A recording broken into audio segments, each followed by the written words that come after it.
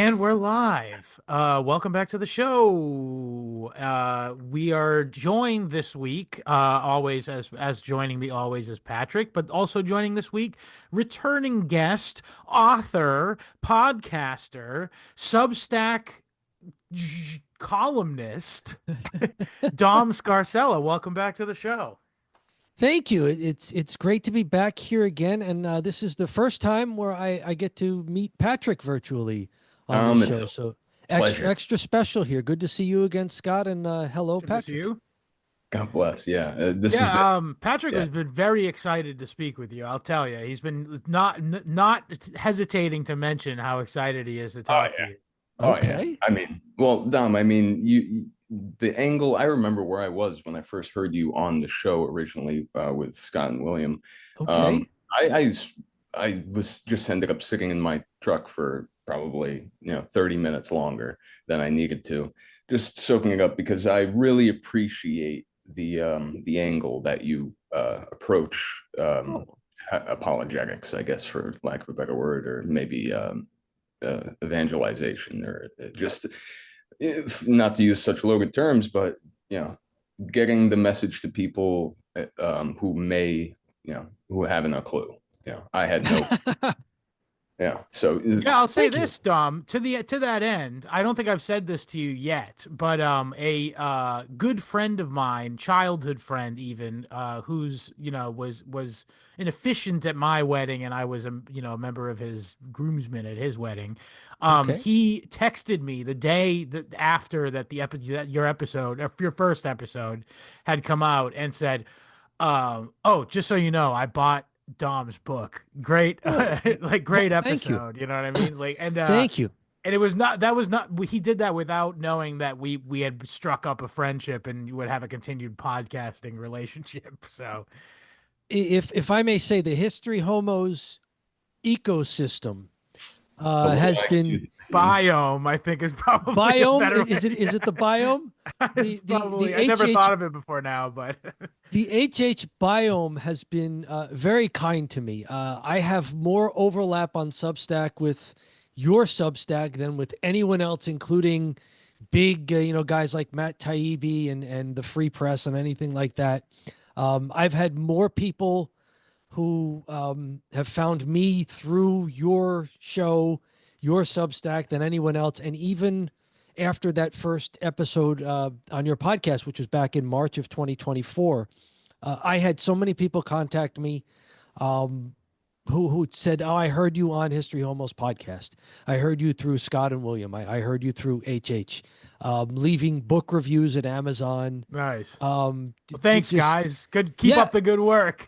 That's absolutely. the low IQ Dominion in effect, At right? work, Oh, yes. I don't think so at all.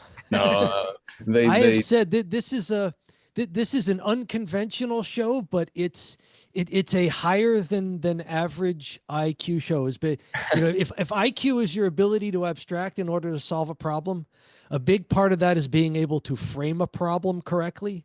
And I Mm, think the HH the way you guys approach history, mm. the way you spur conversations, I think you go a long way to at least framing a problem correctly and then digging into it. A lot of people skip the first step. And so you wind up with, academics and people who should be a lot smarter than they are saying really incredibly stupid things. Of Cough, COVID course. hoax, cough. Well, thank you, Dom. I appreciate that very much. I'm very flattered by such comments, but let's not spend the entire show kissing each other's asses, although it is tempting. It, There's it's Um, it's it's been wonderful so far. yeah, What are we talking about today? Because you guys sent me this topic and I did not know much about her. And yeah. so I'm Well, going to that's let you I just guys figured lead on this. this was this was a Scott generated topic. Okay? And I was thinking you had already agreed to doing another episode at this date, and I said, what should we talk about with Dom?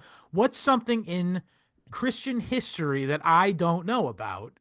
And I it turned it and I just picked one sort of like at random, but it turns out that it ended up being such a big thinker for me. I'm ecstatic that I ended up just randomly picking this one.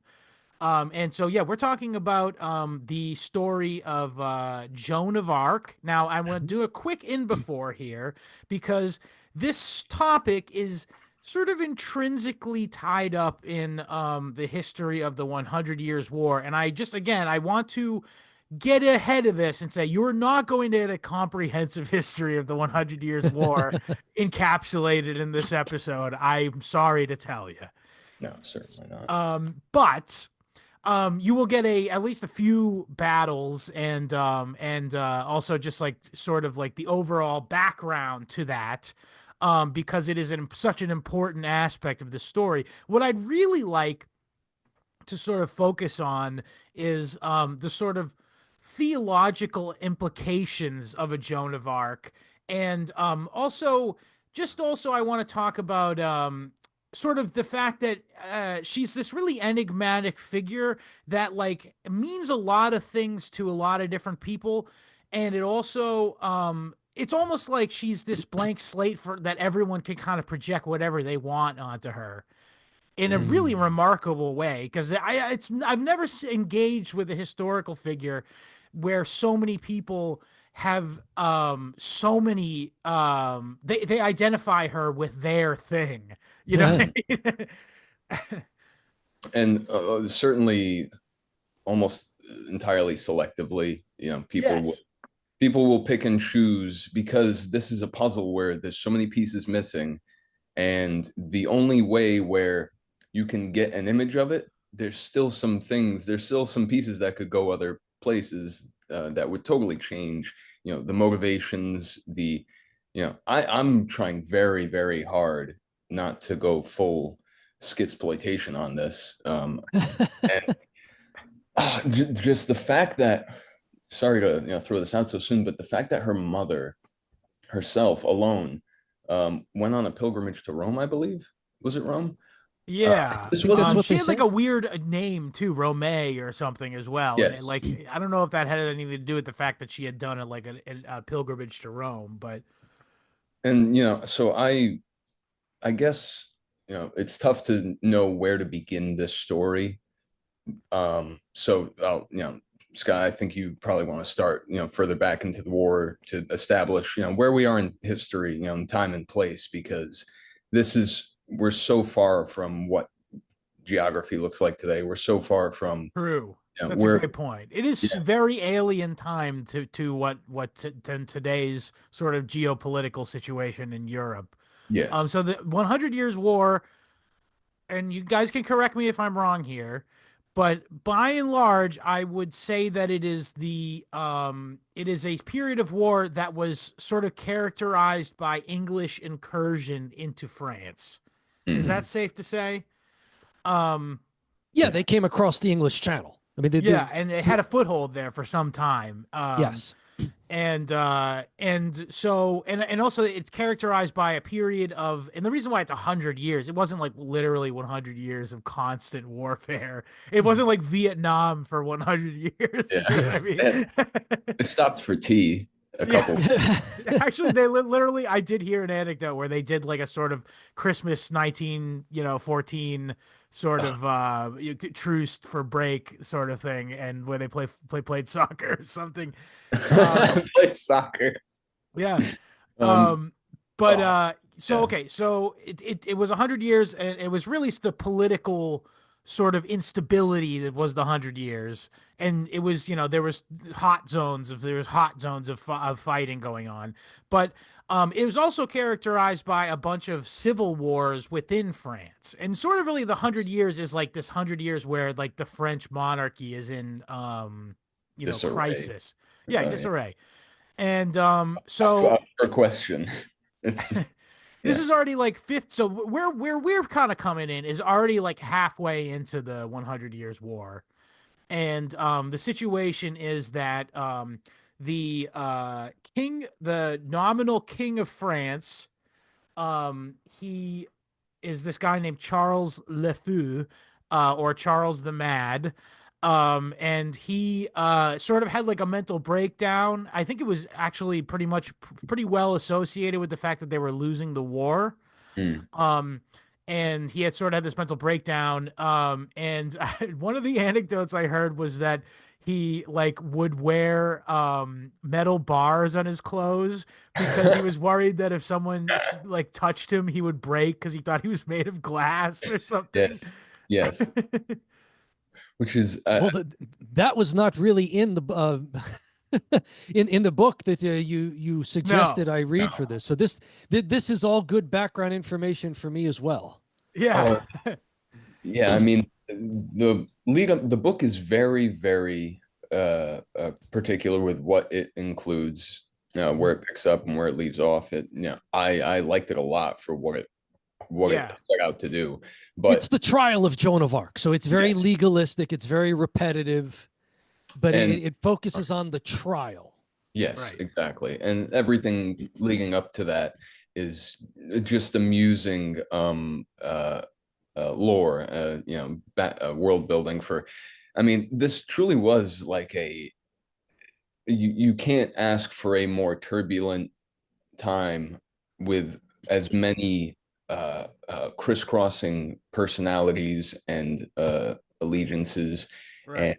I mean, the Mad King and him, and that in itself is, there's so many archetypes in this Yeah. story. There's so many, you know, Larger than life personas. Yeah. yeah. Hmm. And so the Mad King, in fact, it was his wife, Queen Isabeau, who Yeah, Isabeau, Isabeau. who is German, by the way. So this is the other thing I really want to get across here is, by the way, is that even in the Middle Ages, the elites were globalist. Yes. They certainly were not like base nationalists who are like, you know what I mean? These guys were married, like and so I'm gonna sort of condense things a little bit here. So the Mad King, he was, he was unstable or whatever. So this sort of caused the queen, who had been given regency after the other guy who was contending for the crown, the brother of the king, was who is the Duke of Orleans. And he was assassinated by the Duke of Burgundy.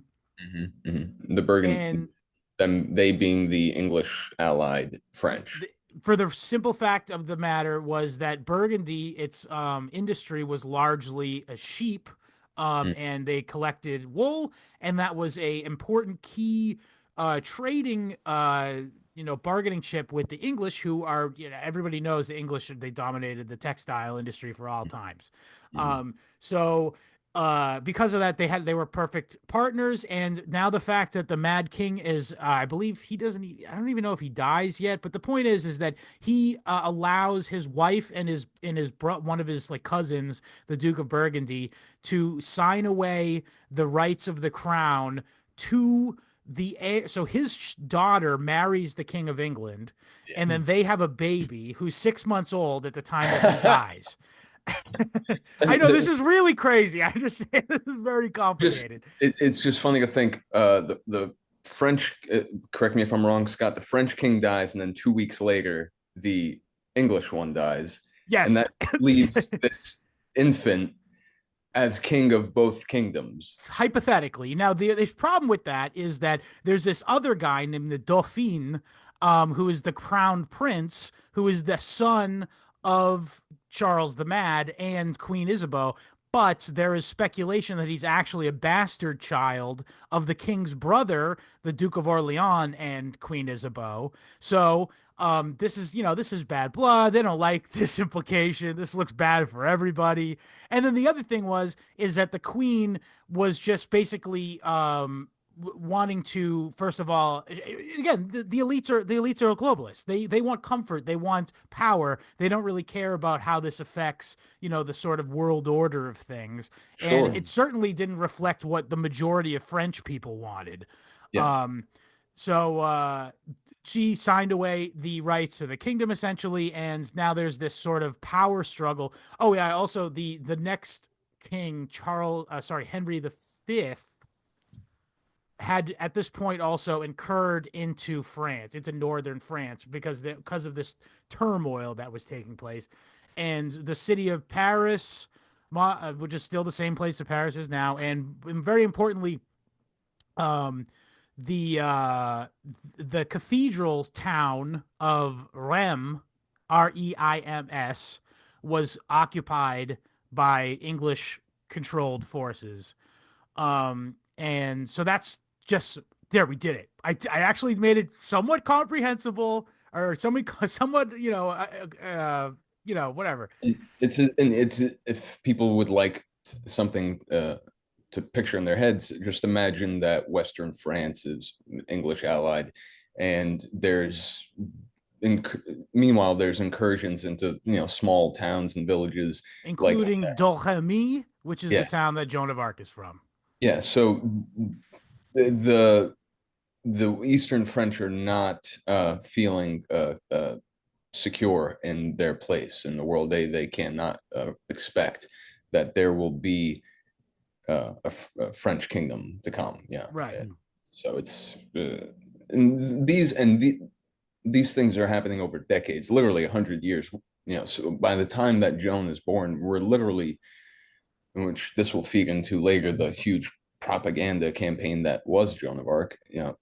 Leading up to her, there were already rumors. Who starts rumors? Merlin. About a maiden from Scott. East of France, I believe, was the actual the way that. So okay, there was this rumor that had been going around supposedly for 100 years. Doubt, by the way. I imagine that it's very possible that this rumor was brand new. Yeah. And they were like, yeah, Merlin said it years ago, man. Merlin was always talking about a woman would ruin France, the queen, and a maiden from the east of France would save France. And we all know how theologically important Merlin is, right? He was the Pope a couple times. A couple times, I think. He was a druid, actually. Non-concurrent. Yeah. 44, 45, whatever. So if we can paint a picture for people, like a literal picture, Paris is in the north of France. So yeah, the center north. The part of France, just looking through some of the other material you had sent, Scott, that was video, it gave you a good idea of just visualizing where these things were taking place. So the English had crossed the English Channel, and the north of France they had basically occupied and taken over, and that includes Paris. Right. The east of France is where Burgundy is heading off towards what at the time was maybe Holy Roman Empire.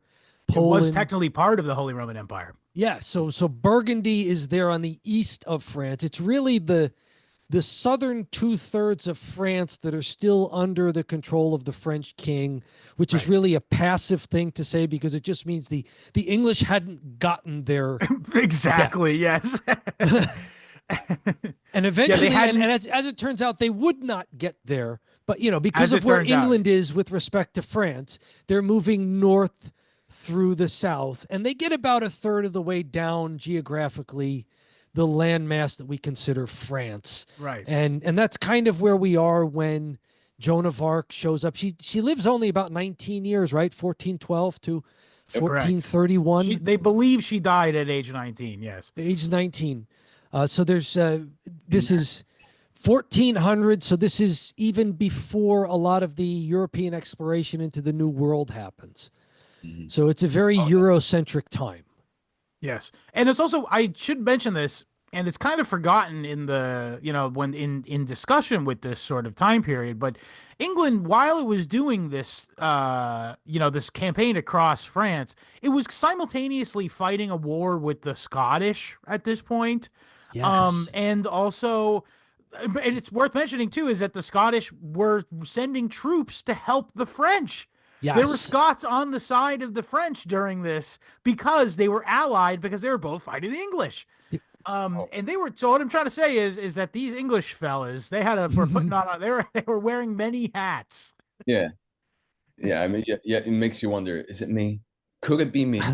Yeah, right. Yeah. No, it must be everyone else. Yeah, am I really so out of touch? No, it's every other country that's wrong. Yeah, right. It's the principle from The Simpsons. It's that meme, No, it's everyone else. Am I I've got really so out of touch? Yeah. Yes. William Wallace on my left, Joan of Arc on my right. Here I am stuck in the middle with uh With you. With mon Dieu. Yeah. um okay, so where that's what I was were saying. So, oh yeah, the Battle of Agincourt was sort of this really turning point for this English incursion. And as we know, as me and Patrick know very well, the fact that Colonel Fedman Cassad was fighting on the side of the English was probably a decisive aspect of that battle. yeah, yeah, you don't Um, what's get that? yeah, you don't get away from that clean. Absolutely. True, that's right. Is that a Um, previous episode of History Homos where you go It's into that? it's a science fiction novel, so even if you haven't heard Okay. that episode of the History Homos podcast, you if you're a fan of the novel Hyperion, you'll know what we're talking about. Okay. But Um, but yeah, yeah, so and because of this, also after the Battle of Agincourt, the I believe the Duke of Salisbury, he was one of the main combatants at Agincourt, and he did not, as you do in a military conflict, you do not give up an advantage, and you keep pushing. And in the aftermath of the Battle of Agincourt, they managed to sort of sneak up, or not sneak up, but just overwhelm the city of Orleans, which is this very pivotal city in the very as you mentioned before, it's sort of like a third down in France, but it's significant because it's the I think the Orleans River, if I'm not mistaken, right? Is there, and that was a very important natural boundary for oh yeah, this was the boundary of where the France began essentially, and England stopped. Hmm. Um, so and they set the city to siege, and they would be at siege, I believe, for over a year. mm, Um, at which point, the Joan of Arc epoch or era or episode begins. yes, So Joan of Arc was at age 14 or 12 or 14, I believe, the city was raided by the English.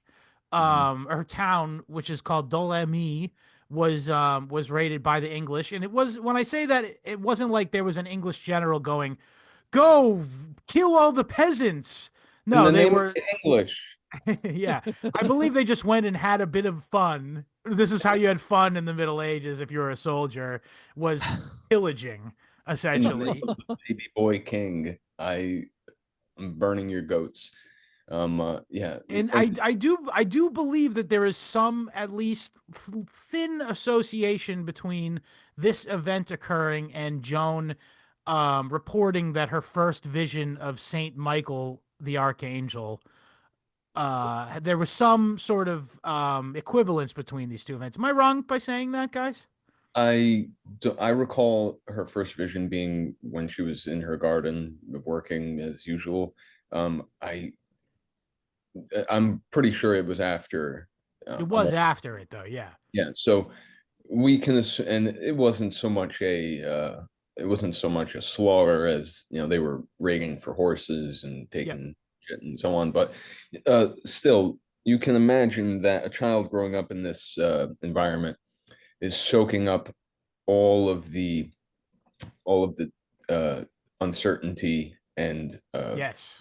that everyone else understands the full extent of around her. So, and there were no children. Well, it's not to say that BC times there were really no children, but at this time she's working just as hard as her parents on the Yeah. farm, and there's no.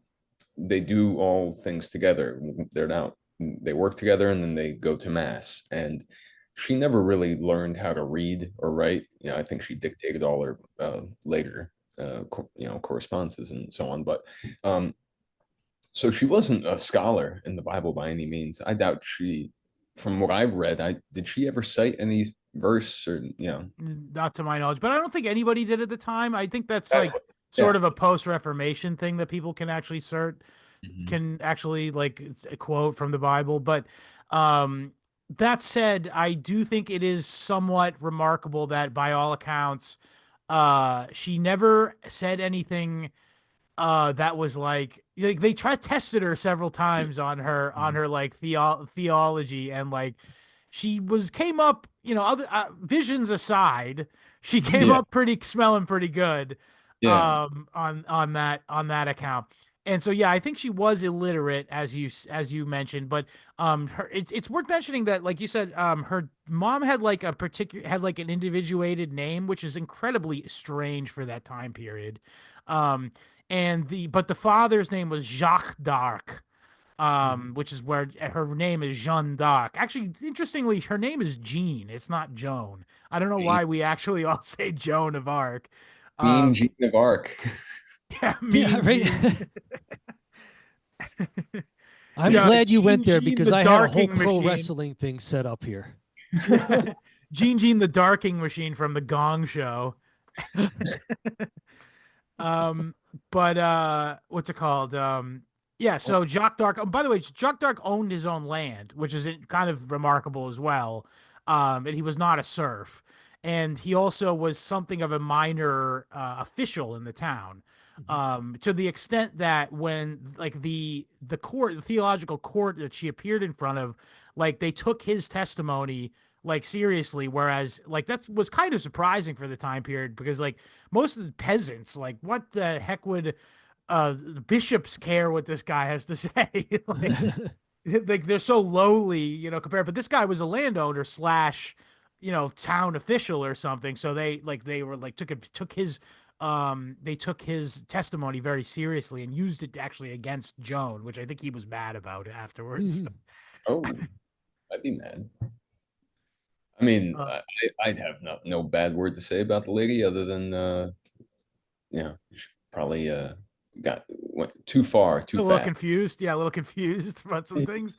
Joan was successful in some of her early military campaigns, but it was eventually she got captured, and that what brought about this trial. Right? It was a political mess, and I did Yeah. read that part of the introduction in the book you guys had sent over that uh, there was some question as to whether or not the church officials were trying to, in a sense, save her from being executed by the English by putting her into some sort of church trial where they Hmm. could. I mean, it's not asylum if you wind up in prison for the rest of your life, but the No. idea was that perhaps they were trying to spare her life in a sense by getting her out of the hands of the English and into a church tribunal. On the other hand, there were questions as to whether or not this was just church officials in France trying to, like ingratiate themselves with the English. Like Right. the way Mark Zuckerberg seems to be trying to ingratiate himself to the Trump administration. Very true. Right? Very good analogy. It's like, hey, meet the new boss. Let's try and get along a little more. Sure. So there's a lot going on here. By the time Joan is captured, so for a while you mentioned the Merlin prophecy.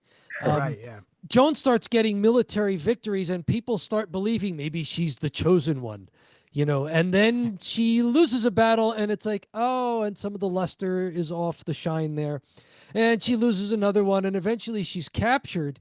And Scott, when you mentioned earlier, I think it was you who said, a lot of people read into Joan of Arc what they want to. I think this happened to her in real time.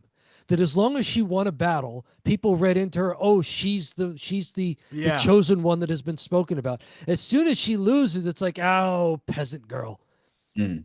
And people abandon her. So in real time, you get that kind of just people using her for whatever they wanted. Well, yeah, sure. They project And I onto think her, that's whatever. why she becomes somewhat of a sympathetic. I will say that I don't think there are any heroes in this, I but don't I can either. see Yeah. why in the pro wrestling heel versus heel matchup that more of the crowd eventually years later starts, coming around to Joan's side Sure. because she does Um, become the underdog in this.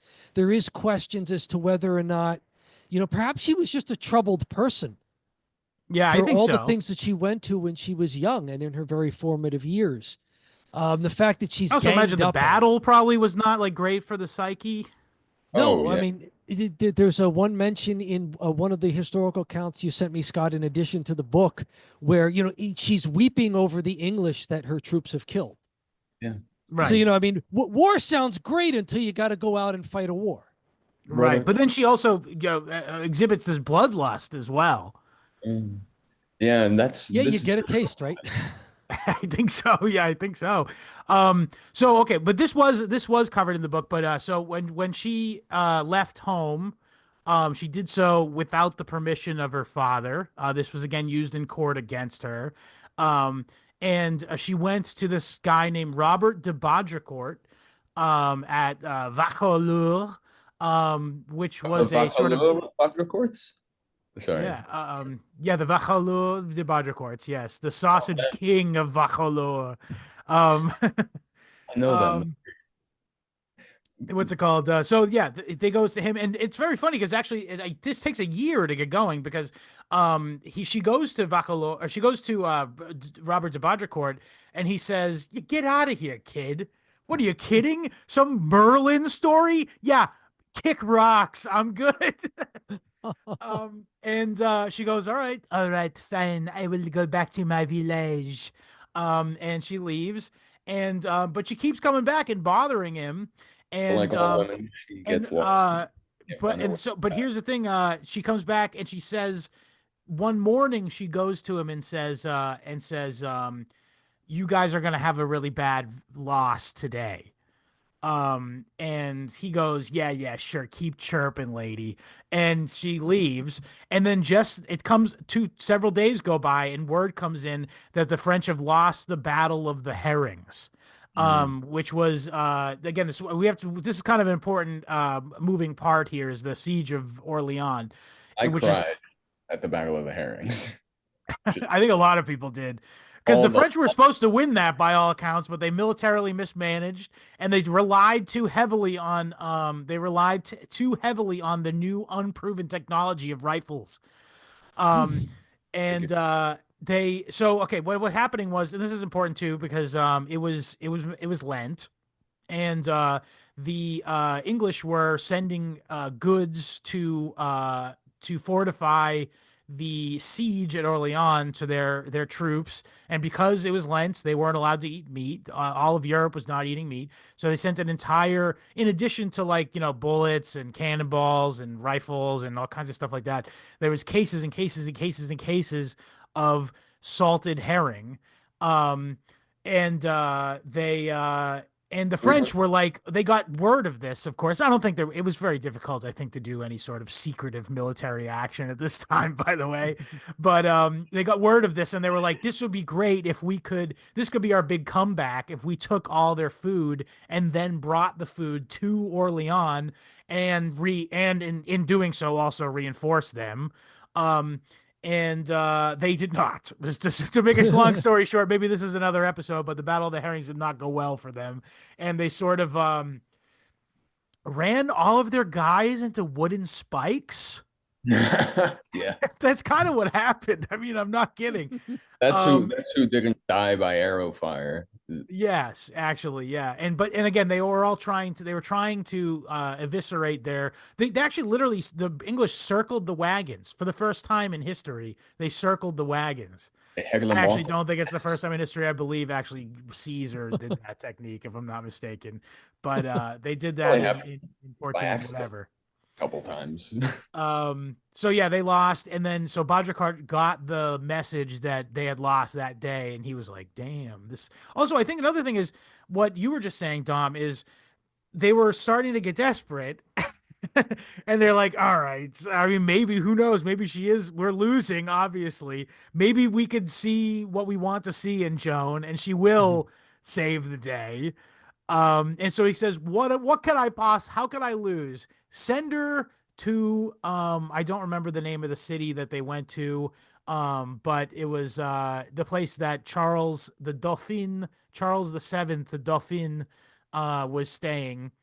And in anticipation of her arrival, the Dauphin dressed as the same as everybody else so that she would not know who he was. Mhm. And when she arrived at that castle, she walked right up to him and said, "My king." Hmm. Now, again, is this a true story? I don't know. Or is there some, or is it possible that he was just so distinctive looking that it was obvious who he was? Yeah, he was the only Um, guy not covered in shit and flies. There you go, the Arthurian legend from Monty Python and the Holy Grail. Is that a Monty Python bit? Oh, dang. It's a recurring bit through Monty Python and the Holy Grail. It's like the That's king right. is the only one who's not covered in shit. Yeah. Help, being oppressed. Yeah. The the fact that I don't know this just, and believe me, I am not one to put off you know the providence of God and his way of making things work, making things happen.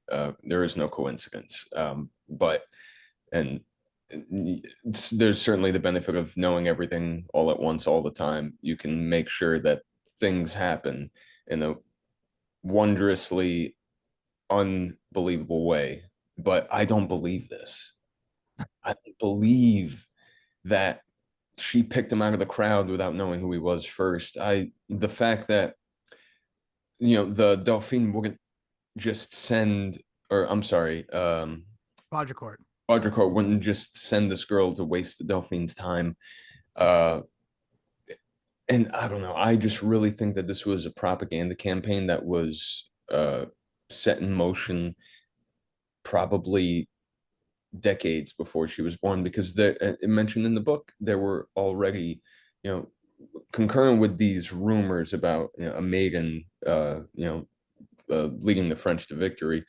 Uh, there were already women who actually gone to court and spoken with Queen Isabeau, about their, you know, divine, inspiration, and trying to get an audience and actually have some say in things. They didn't take. We don't know any of their names. One of them was named Marie, I think, but I have it written down somewhere. But it just, and then the fact that her mother, literally her surname probably comes from the fact that she made a pilgrimage to Rome prior to Joan being born, and then the fact that they took this huge risk on on what was essentially just, for lack of a better word, a mascot, to Mhm. what, it may just be that, I don't know.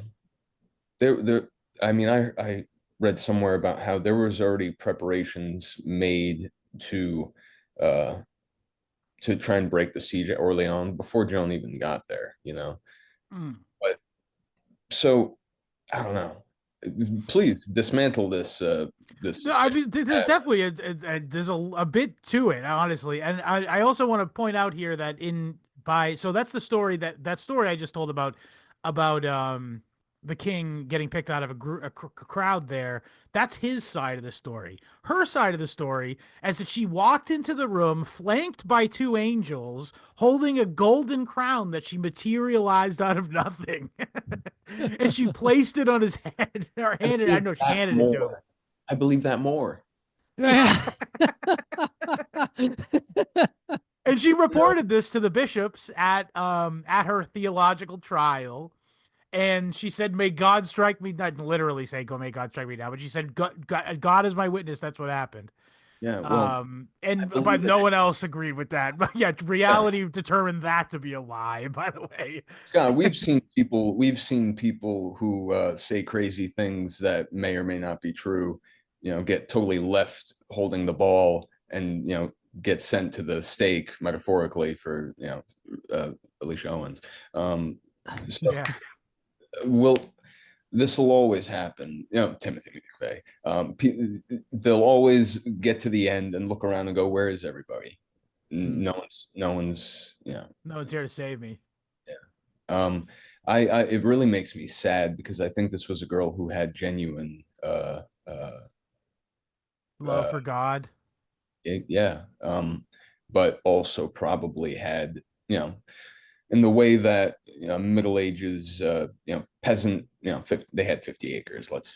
I don't have 50 acres. So, but just in the way that this isn't a solidified theology for most of these people. It's A it's collection of superstitions that is sort of that is directed by a central authority which has their souls in mind, frankly.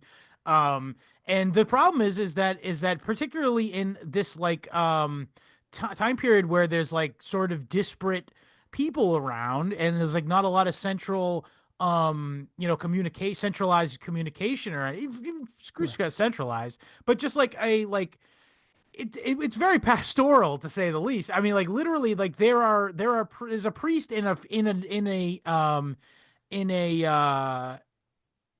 it like a village in France that's probably saying something that's totally heretical, and then there's nothing that the Vatican can do about it, just because of the yeah, fact just the fact that it's just not it's impossible to police or whatever, you know. yeah. The guy that we sent to go chastise you for saying that thing once in that sermon, he got eaten by boars like 3 months Yeah. ago. Just found out. He sank into quicksand. So Yeah, I'm yeah. in contrary to this, the people who they actually, and Dom, you brought up the fact that these religious authorities that are assigned to prosecute Joan are sort of trying to, in a very worldly way, sidle up to the English.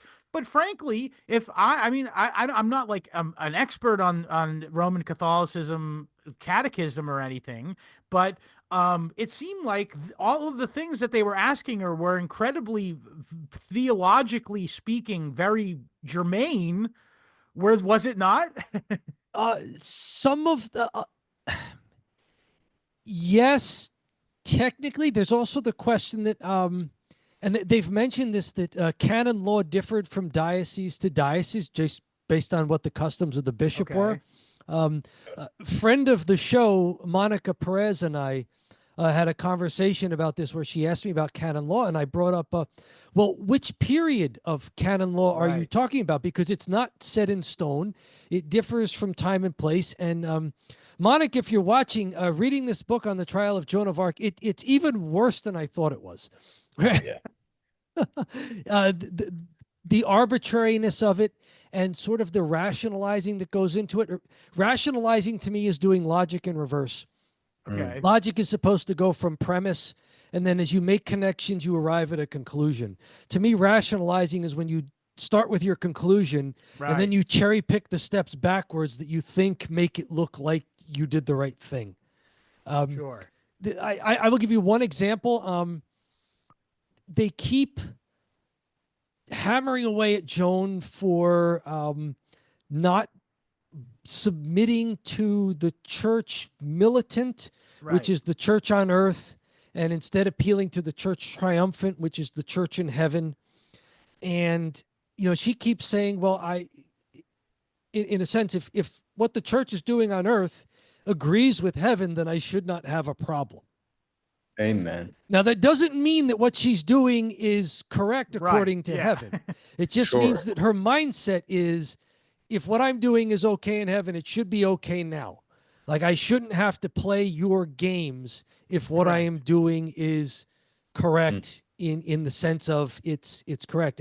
One of the points they keep bringing up to her is she is a heretic against the notion of the creed that says one holy Catholic Church. And I wonder why they got rid of the word apostolic, because that had been 1,000 years earlier that they formulated those 4 points. One holy Catholic apostolic church. I mean, was it because they did not want to emphasize the fact that what the church in the Middle Ages was doing was terribly not the apostolic tradition? I mean, saying The things like indulgences and all that stuff. Yeah. the fact that you're buying indulgences, but even the way they're interpreting theology, they keep trying to tell Joan that your soul can be saved. At one point, they go through, asking, should she be tortured? And all Yeah. of these theological experts are going through the reasons why Joan should not be tortured, and none of them says because torture is evil, we should not torture her. I did They all laugh say at that. things Yeah. like, well, we think she's too far gone where the torture won't work. It wouldn't Some be of them are saying, well, I'll expedient. defer to the people in Paris at the university if they want to torture her. But they're all making these ridiculous arguments that if you had an apostolic tradition to you, you would say, no, of course we shouldn't torture a person to get them to say what we want. So their theology, I think, is awful. That's why I said I don't think there's any heroes here.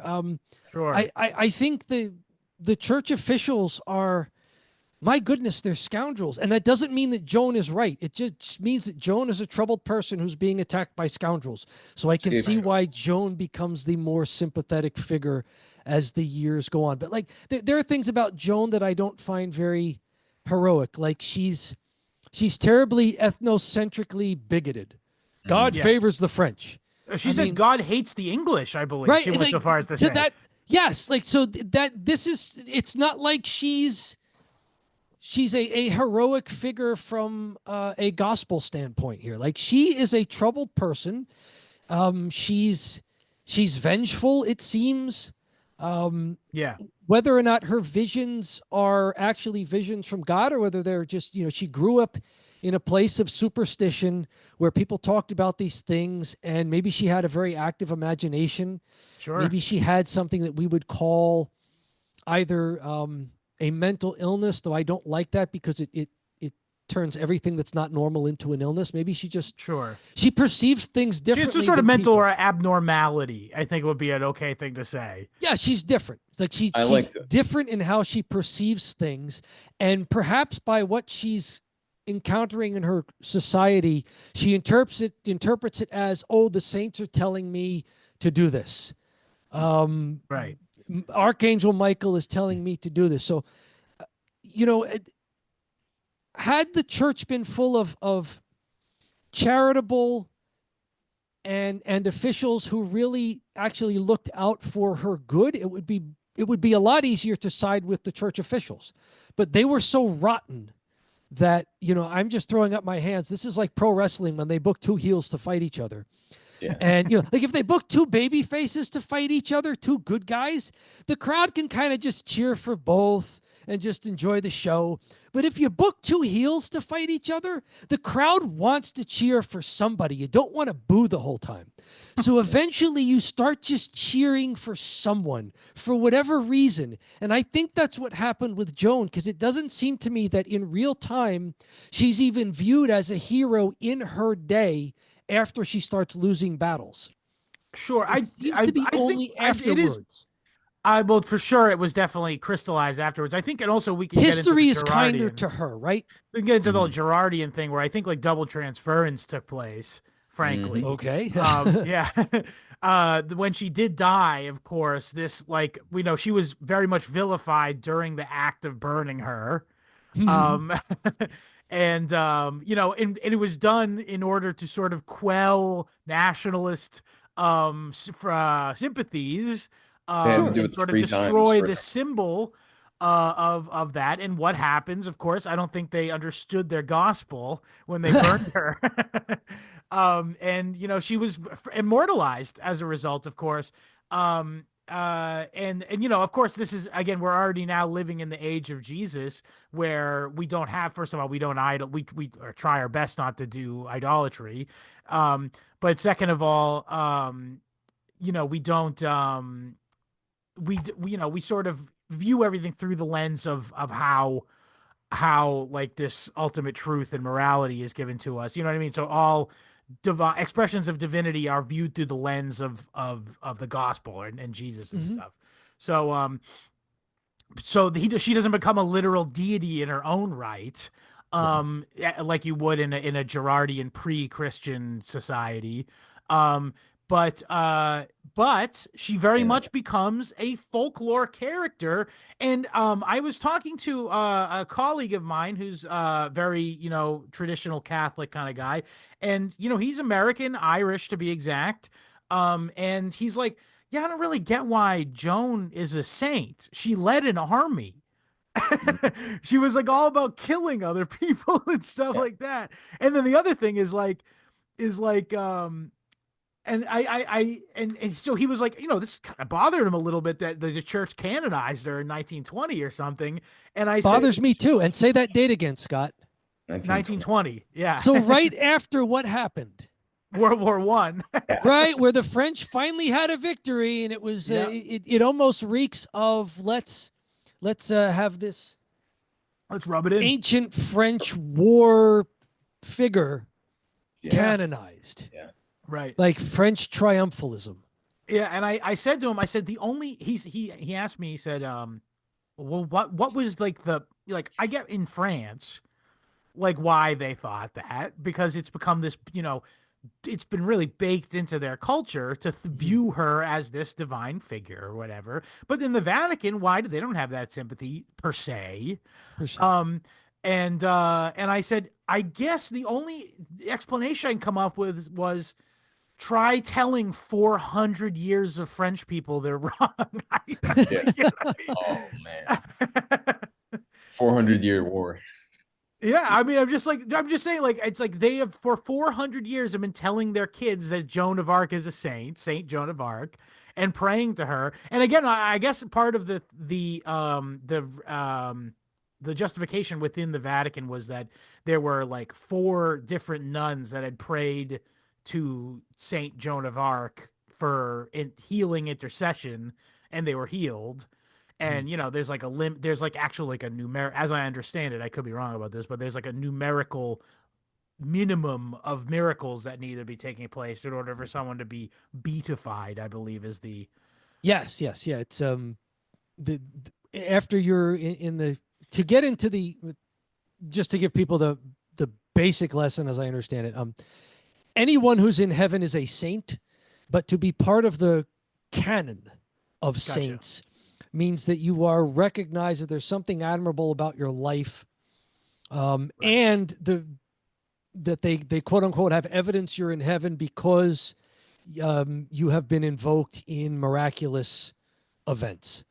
Mhm. So it's like the idea is that if a miracle can be attributed to a person, that's sort of their evidence that the person is in heaven and that there's something about their life, therefore, that we should admire. Gotcha.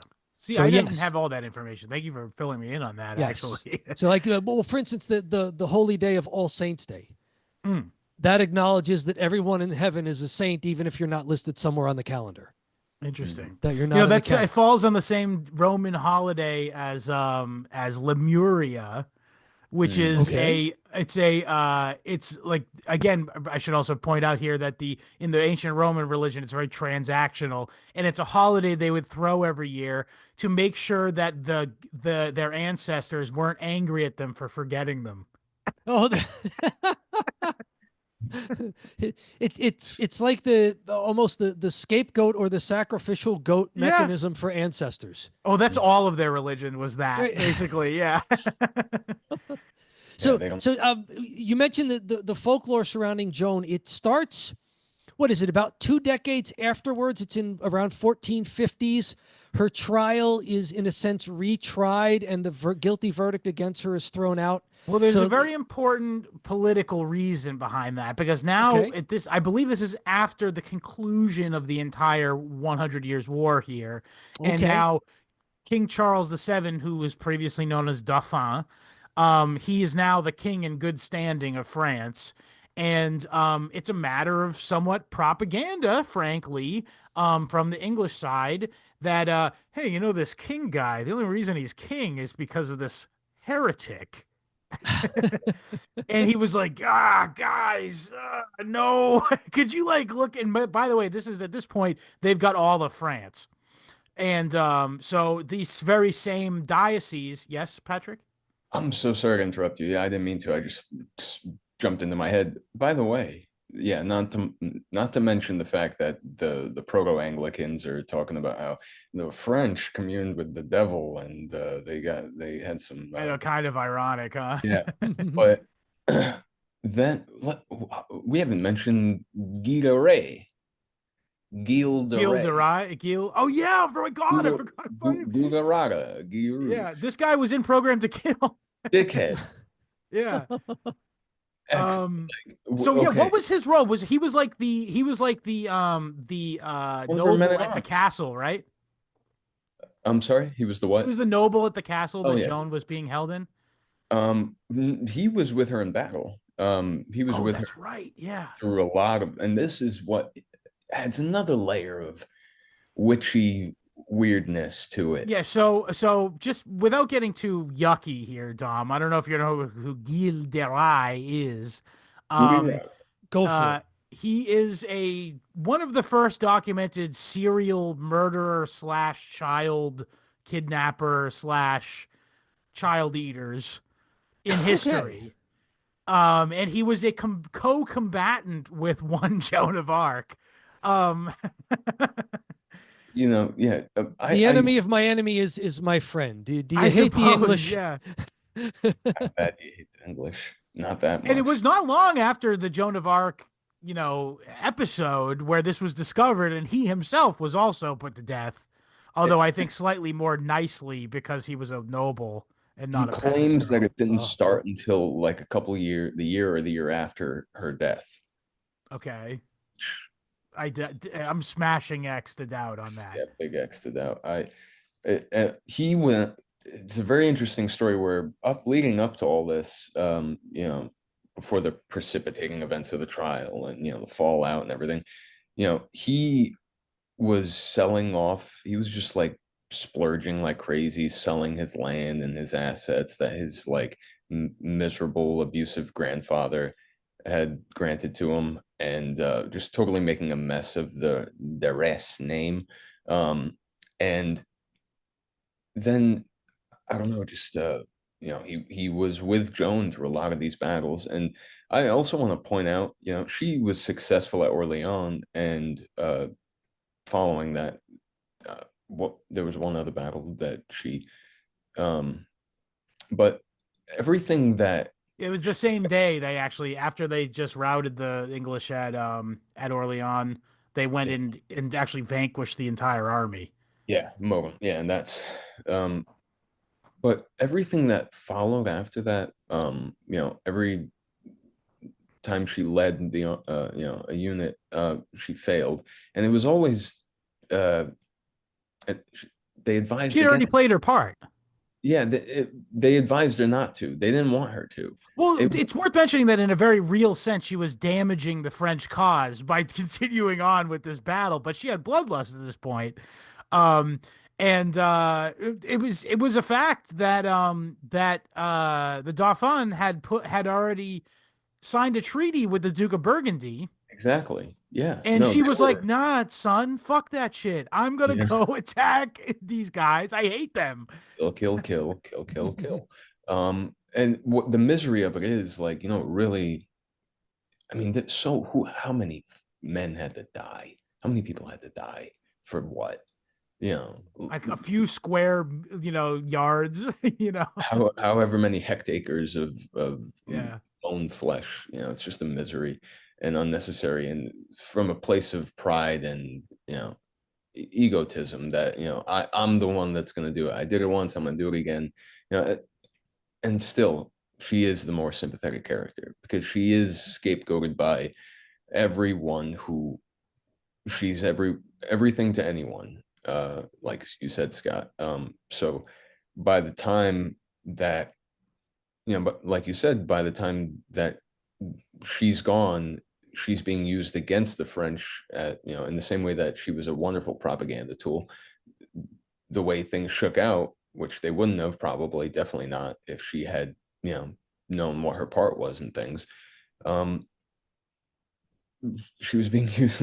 They would be communing with devils, and the church had to, I mean, it's funny that the church will, with barely a decade past, will retroactively try to dust off their terrible decisions, because I do agree with you, Dom, that they gave her every possible out to just accept life in prison, which was about better than, especially life in I don't know, uh, the in church jail, for lack of a better word. Well, that's kind of where they were going to keep her. It was Yeah. church affiliated. Eventually, they hand her over to the English, and within a day, the English kill her.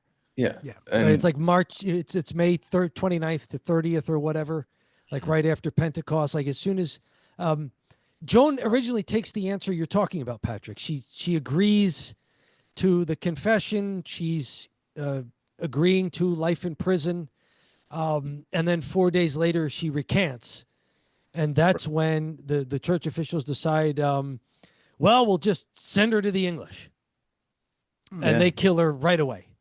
She also Yeah. tried to recant again right before they handed her over, I should mention. Mhm. But they The- were like, all right, too late. You had your chance and you already I think what happened was not very Christ-like, to be honest with you. who, who am I to say? Yeah.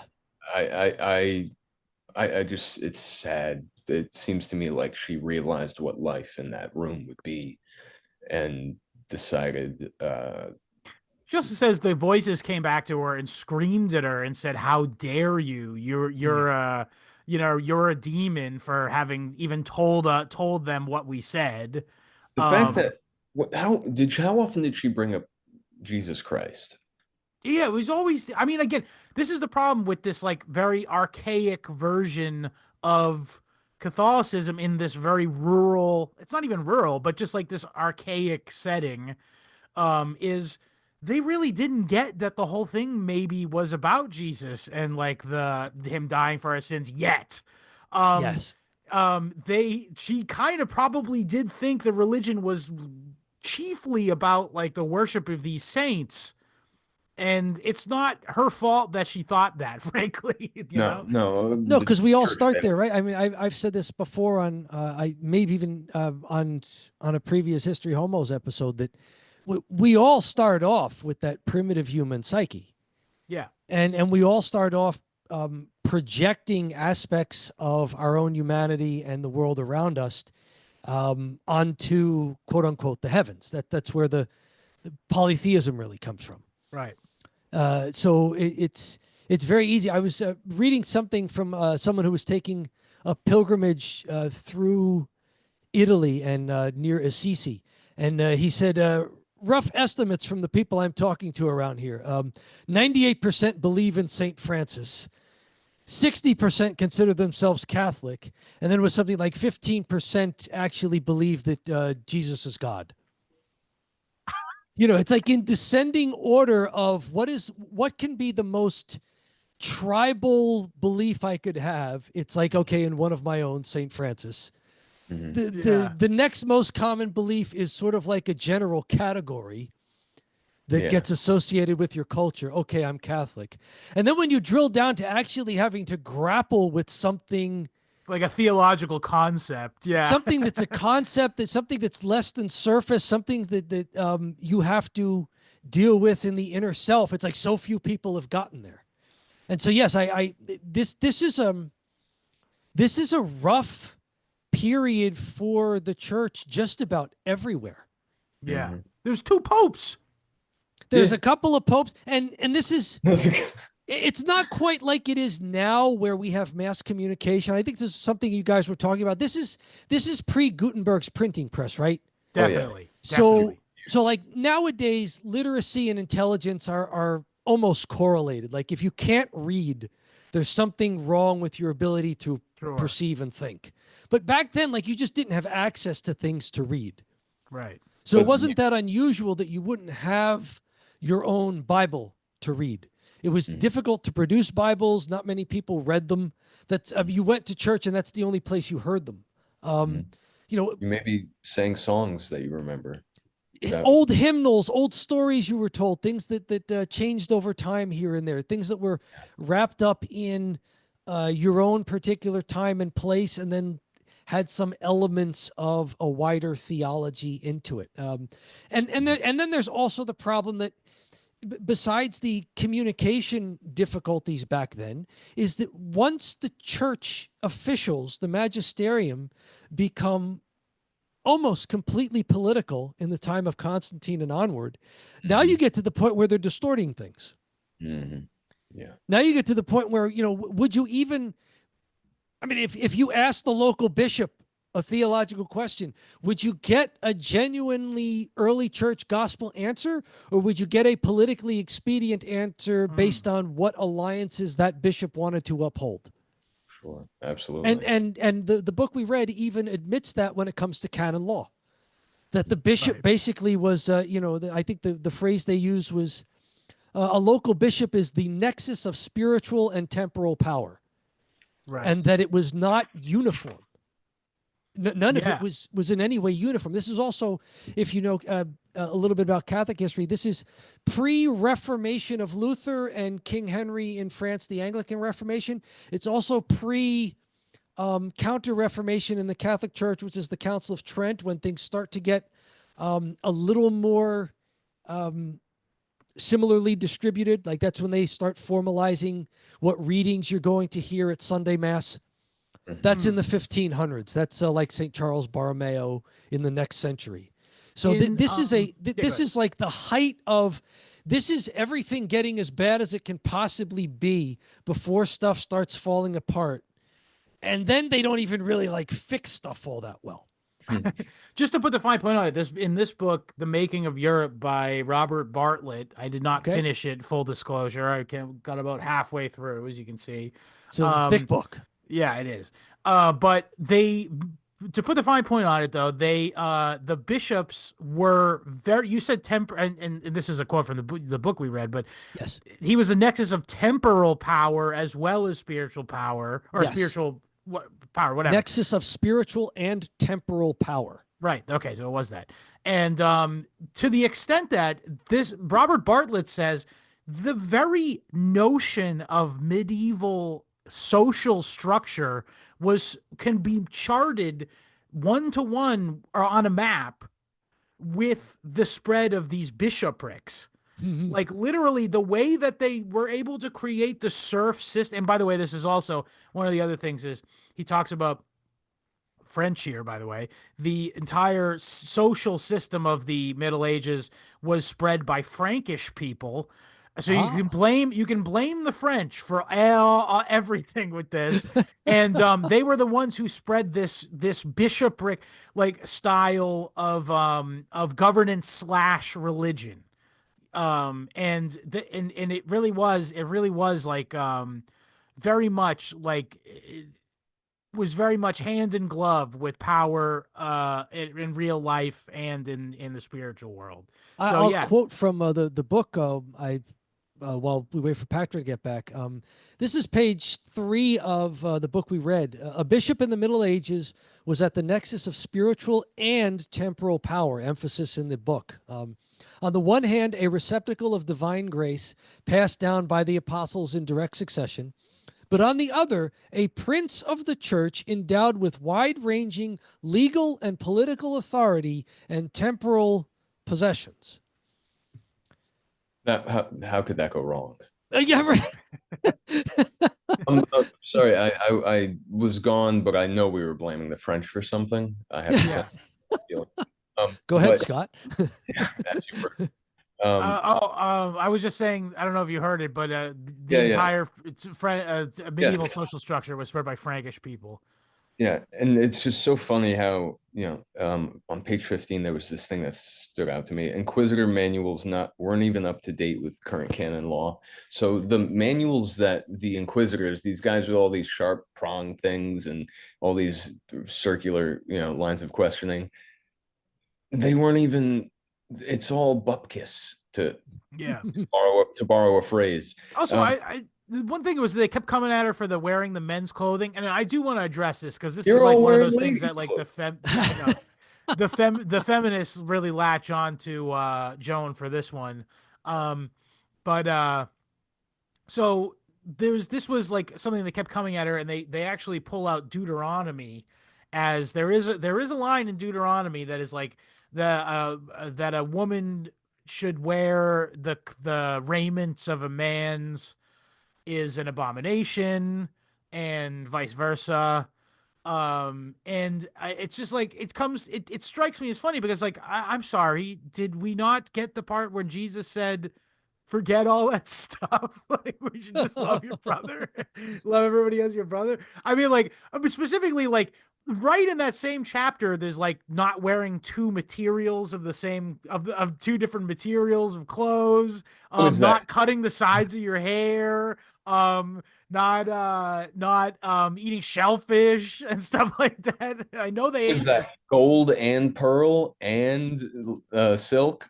Wow, Oh, Bishop. they didn't know what silk was, I don't think, to be honest Uh, with and you.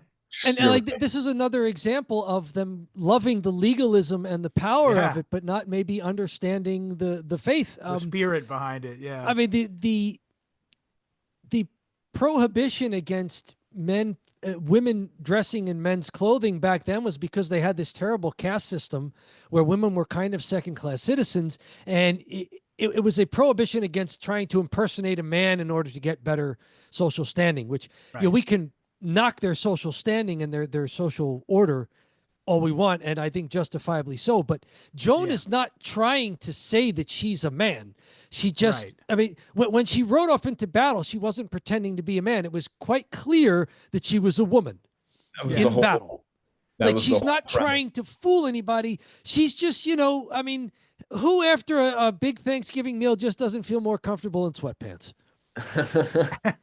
I mean, No, I pants are also designed for legs. As far as I could tell, women have legs, it's good right? for I mean, riding horses, I would say. Yeah. No, same thing. You're riding a horse into battle. I yeah. mean, so it's she's not trying to pretend she's the other sex. Yeah. Yeah. There's a And couple what's things of note here though. One thing I will say is that I will say that as far as social conventions go, it was probably shocking to the average lay person to see a woman dressed as a man. And I know you're thinking Sure. how silly, because the clothes, first of all, they weren't that different. But I will say this is that it was shocking, as I understand it, to see the like, because men wore pants, with like the like the inside inseam. They had inseams, basically, is Yes. what I'm talking about. And the Yes. inseam of a woman was like, they literally went Kevin from Home Alone. Like, I can't believe that I can't believe I'm seeing this right now. How profane. It's like a woman would be like, no, I insist on being nude outside, essentially, is like the equivalent today. So I do see one side of that. Were they kind of like However, yoga pants then? They were kind of form fitting the old yeah, they were. pantaloons. They're breeches or breeches or something. Oh, okay. play armor? Uh But I will also say this is that you said before that there's this terrible caste system. It extends much further than just women not being able to wear men's clothes. I literally, right while I was eating dinner prior to doing this episode, I was watching a YouTube video from a YouTube guy who I'm going to shout out now. He's a YouTuber called Modern History, and he's this like Renaissance fair guy. First of all, full disclosure, he's really into dragons and that kind of stuff. But he Oh, yeah. also does good content on, particularly he's English, by the way, English history. And this whole video was a collection of silly laws that were around in the Middle Ages, and a lot of them were after the time of Joan of Arc, I should mention.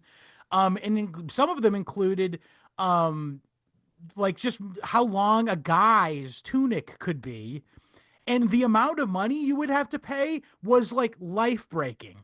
Like if you got Mm. caught wearing too short of a tunic, it would be 20 shillings, I believe, which Oh, he said in the video was in 2024 money would be 700 to £1,000.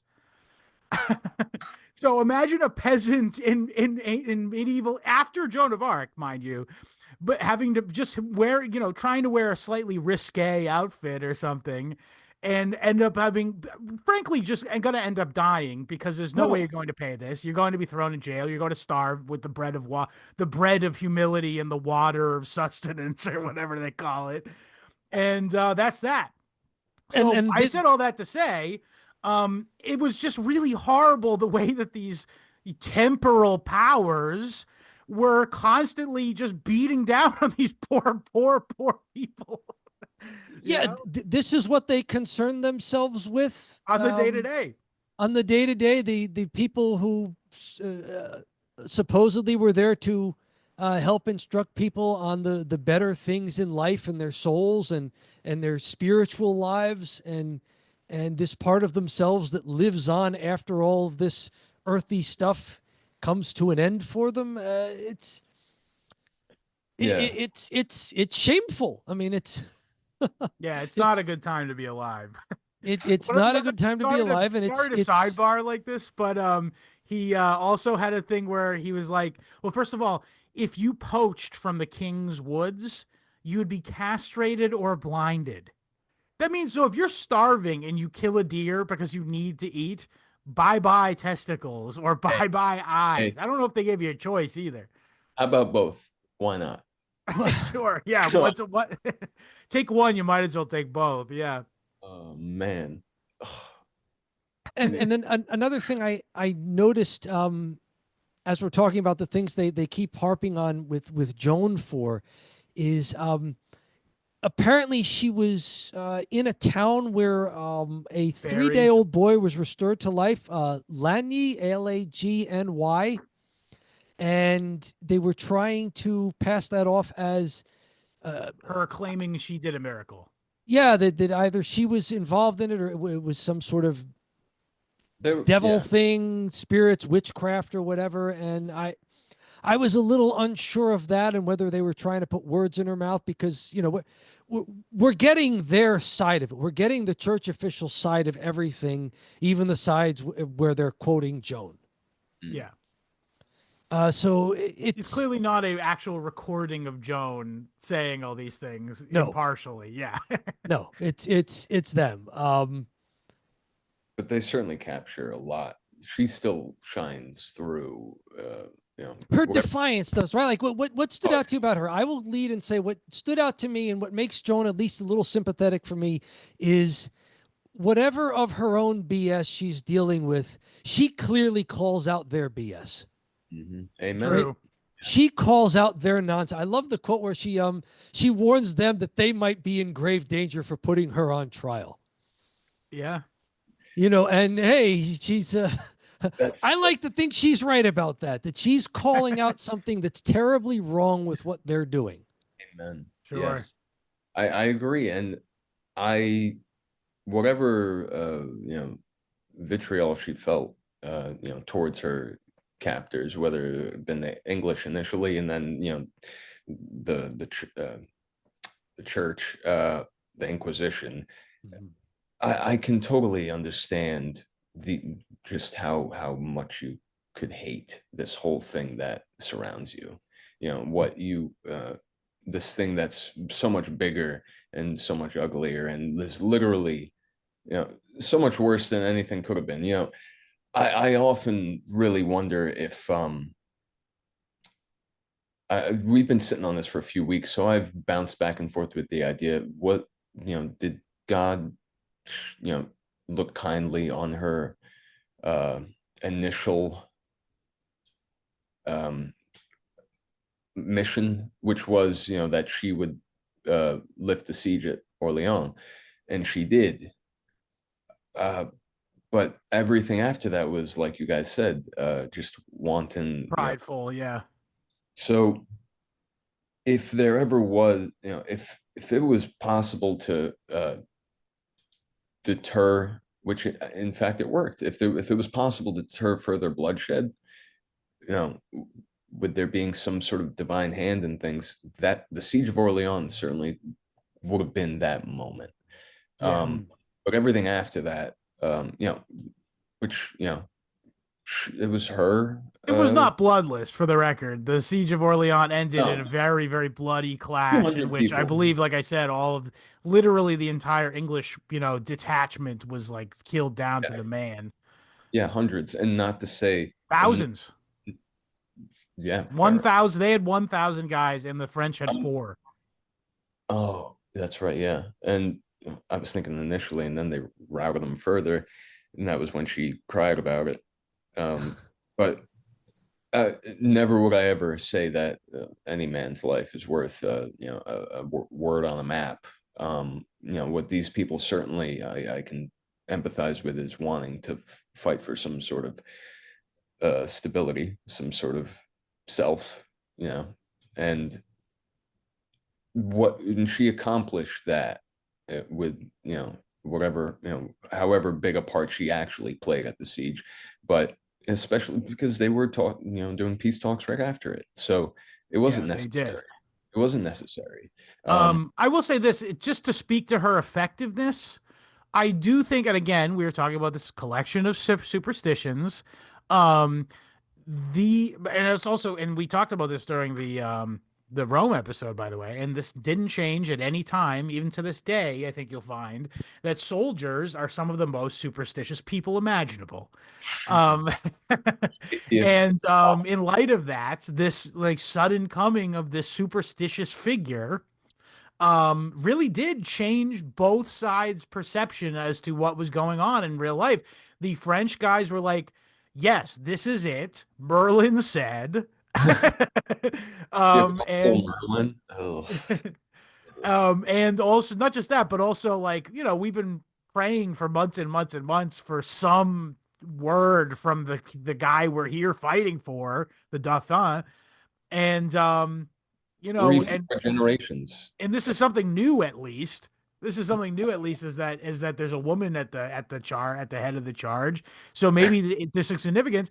And then on the English side, again, very superstitious, and they were like, Merlin, no, she's gonna kill all of us blokes.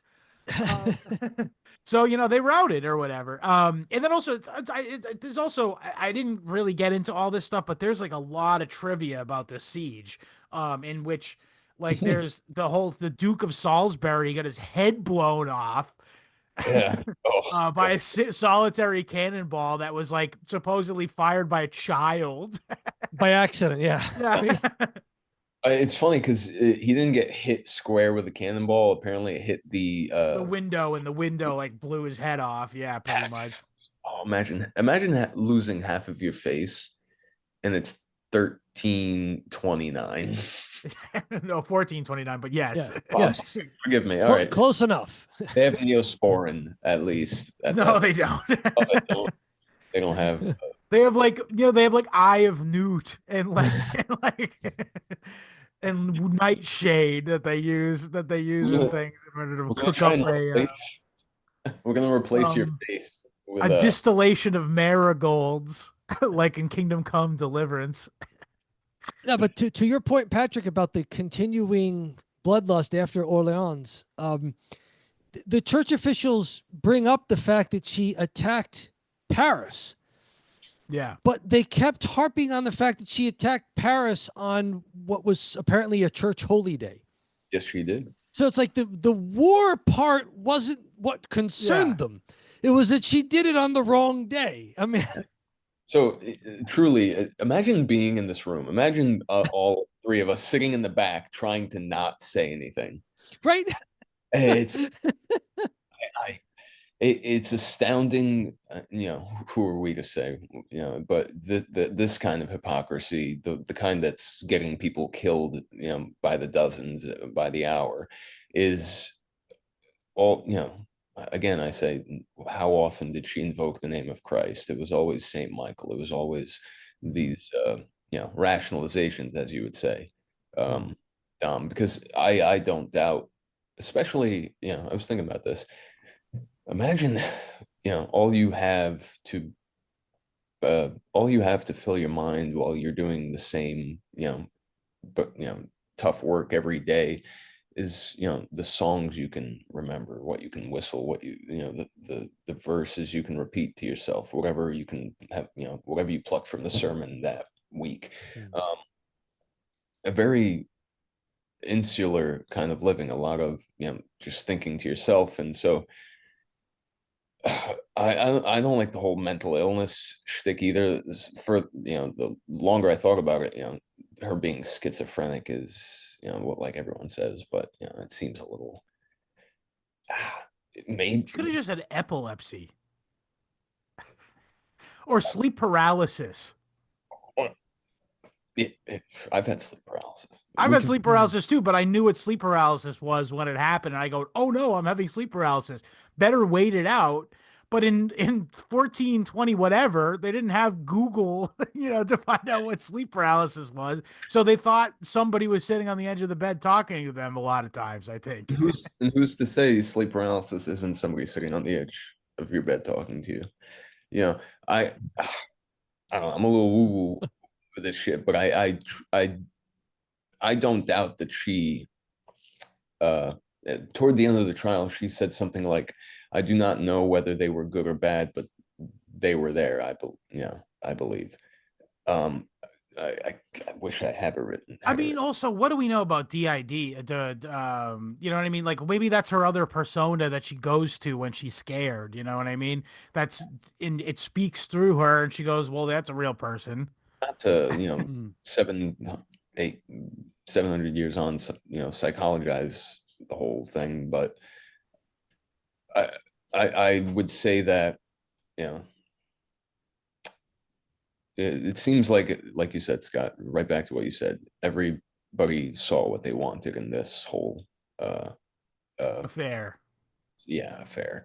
And leapt right out of reality into the world of archetypes and symbology as it was happening. Yeah. And there, the turnaround for her being, vindicated, it was almost no time at all, which just goes to show how Yeah, little. again, temporal power. Like the King Charles the 7th, the Le Dauphin, was now king in good standing. So he's like, I can't have this heretic lady be so heavily associated with my, coming to power or whatever. So could you guys fix this? And they're like, right away, Mr. King. Like, Yeah. It's something funny. Dom, you asked what I liked about her. She said, "Bring me the Pope." The, the Pope wants to see what I have to say. Bring him here. I want to tell it to him. Which, I it's think that. there was something in there though that like I believe I don't know, maybe I'm misremembering this, but like I think they had some internal discussion. They're like, we can't have the Pope here because he might just side with her. Is that really, am I crazy for remembering that? From the book or elsewhere. Perhaps elsewhere. I thought it was the book that they were like, we can't get him here for logistical reasons, and because he's been brought here, he might just be like do the magnanimous thing, kind of thing, you know? Yeah. I'm Which, sure that was a concern, whether or not they acted on it or not. But yeah, I Yeah. mean, it's they're it's not in. They're even the bishops aren't in constant contact with each other or with Rome the way you Right. could be nowadays. So yeah, it would have been a wild card to bring in, someone who can overrule you. Yeah, true. Yeah. Because They a don't big like part of that. this Yeah. trial was them trying to convince Joan that she had to do what they said. Whatever they said. There's in page 172 of the book we read, an archdeacon, a professor of theology, is there to question Joan. This is in May of, I guess, 1431. Which guy was this? Just out of my own It sheer just says curiosity. archdeacon, professor of theology. I'm not keeping the name straight Yeah, there's a of whole who all at the these beginning people of are. every chapter, it lists everyone who was there. And I'm just not knowing who. I just know they keep saying this guy's an archdeacon of theology. And at what point it's let's see, he's going through all scripture which is revealed by God, is given to us for our belief and our mother the church, the infallible guide to which we must conform in whole things, without any schism or division whatsoever. As the apostle Paul teaches in many passages. So there they are, just like going for this little nugget, like, oh, see, it was this thing from Paul. We can Yeah. rationalize it. Um, but things like, finally, he urged her to believe that the Catholic Church cannot err or pass false judgment on anyone. For whoever does not believe this errs in the article, and here they go again, one holy Catholic Church, which had been explained to Joan at length, probably incorrectly, but to serve their purposes there. Um, the Lord does not wish anyone to claim to be subject to God alone or to trust her words and actions only to him. Instead, he gave and entrusted to men of the church the power and authority to know and judge the acts of the faithful, whether good or evil. Whoever despises them, the men of the church, despises God, and whoever hears them hears God. So again, and this is again, they're badly interpreting scripture and the gospels to get there. But it's just the whole thing is propaganda. They're trying to break Joan's will just to say, well, if you believe in God, then you have to believe in what we're telling you. Right. Like It if you really have a is. soul and a connection to the transcendent, then you have to recognize that we actually speak for whomever you think it is that you love and have contact with. Yeah. One of the things that I really think is interesting about this was considered, and the reason being, by the way, I'll say this to go into what I was just about to say, is that the chief, prosecutor there, Couchon, he was so proud of himself with this prosecution he undertook that he had it translated to every language in Christendom and had it distributed far and wide so everyone would see how, first of all, how fair he was, and second of all, just what a thorough and good job he did. But the unintended consequence of this is that this was, by and large, one of the first widely distributed court transcripts in history. Yep. And it was a major, what do you call it? Landmark in like the sort of documented jurisprudence. Um, and I say Let us that, see how the sausage is made, right? yeah, right. Like Yeah. and we owe it all to their arrogance. Like Yes, their very incredible much so. hubris. Yeah. Like we're doing such a magnificent job. We are so holy Yeah. that everybody is going to read this and think how great we are. Yeah. But it really, it's, but what you were just saying, Dom, it's like really interesting is that, it really reminds me. I don't know if you guys ever read. I haven't finished it either, by the way, to be perfectly frank. But a great French author, definitely not Catholic, by the way. But what's his name? Chardin. No, not him. I'm talking about what's his name? Discipline and Punish is the book I'm talking about. I forgot his name. Foucault. Hmm. Yeah, Foucault. Um, Discipline and Punish. But it's very interesting that he doesn't invoke. I didn't finish the book. He might have invoked Joan of Arc. I don't know. But I read about a third of it, and it's very dense. And he's talking about all these historical French, trials and stuff, and he talks about the very impetus of crime and punishment is a fundamental imposition of power over the subject of power, basically. And it, all of this, like, it really was, it's really, I think it's really crystallized in the Joan of Arc story, because what you were just saying, Dom, which is like fundamentally what, I didn't even think of this, so I appreciate that you said this, but fundamentally what they were trying to convince her of is that, listen, we know what's best for you and what's best for society. So you need to, for the sake of society at large, essentially, is we need you to submit to us. And that's the same argument that's perpetually used against dissidents of all types throughout history, essentially, is like you're like, you know what I mean? Like they're talking about getting rid of TikTok now for the sake of national security. You know what I mean? All But they're right. literally saying our way of life is at risk because you're expressing yourselves on the internet. Because you're making 60-second dance videos. Yeah, but I mean, the real reason is because they're talking about genocide in Gaza. That's the real reason. Yes. No. It's because they're talking about the ice wall at North Pole. Yeah, I bet. Yeah, yeah, and the 24 hours of sunlight at the South Pole. Nephilim. Yeah, but that's what I say. So, what Foucault, I have to finish the book. Maybe we'll do an episode on it someday, Patrick. We can do an Make me episode. read this shit too. It's good. It's good.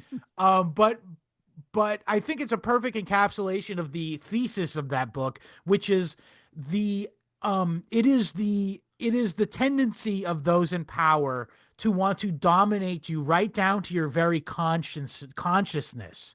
Sure. And it's not enough to force you to behave within the bounds of the law. They want you to say, yes, I submit. You know? Moreover, every revelation, this is the archdeacon, the professor of theology, apparently talking to Joan. Um, uh, he's paraphrased here. Moreover, every revelation from God moves us to obedience and humility toward our superiors and the church, never to the contrary. So There you go. it's worship of the human institution, and we've already discussed how that human institution is malleable and changes from place to place, whatever bishopric Particularly then. you happen to be under. It's arbitrary power for the sake of arbitrary power, Right. 100%. I agree. which frankly is satanic. It's antichrist. Yeah, Amen. it's definitely Jesus would say, "Get thee behind me, Satan," to this. Yes. Oh yes, Yeah. yes. Frankly, Or I don't want to speak for him or anything. I don't know, but I mean, it's in the thing. It's right. You could just say what he says, and he said that whole thing about render unto Caesar, or fill in the blank. he or he they though the church officials they I did notice a lot of inclusion of the word scandal, by the way. Yeah, And I believe it was in the original context, which is to say that it was like that you were stumbling your brother, like you were like yes, by making this fake prophecy, Joan, you're stumbling your brothers and sisters by saying this thing that we don't agree with. yeah. Essentially, The way in the introduction. I'm sorry to cut you off. Just I was done. the way that it was put. The accuser was the outcry itself. So it was just presumed that the same people who had just been cheering this story that they were hearing from a month before about this Maiden general leading troops and saving France. I highly doubt that they were going that there was really that quick of a shift. I may be wrong, but I'm pretty sure that that's post hoc that they're. Sorry, say again. I don't think that the way What was that the shift? What shift the specifically? shift in public opinion about Joan being Oh, I think they all loved her the whole time, honestly. I exactly. think, but it was just the people in power whose opinions mattered. Yeah, So, yeah, like, that's the only public. If we're talking about the public, you might, yeah. If you're actually talking about peasants, you might as well be talking about mushrooms, yeah, or, yeah, Well, you're like, also talking about people who have no party to this. I mean, yeah. the three of us know more about this trial than anybody outside of that courtroom did It's when it was true. Yeah, happening. Like, they're not broadcasting this on court TV in France. There's not daily courtroom accounts and illustrations in the daily paper. Nobody knows what's going on. She's kept in prison. She's whisked off to these trials. Sometimes they meet her in her prison cell.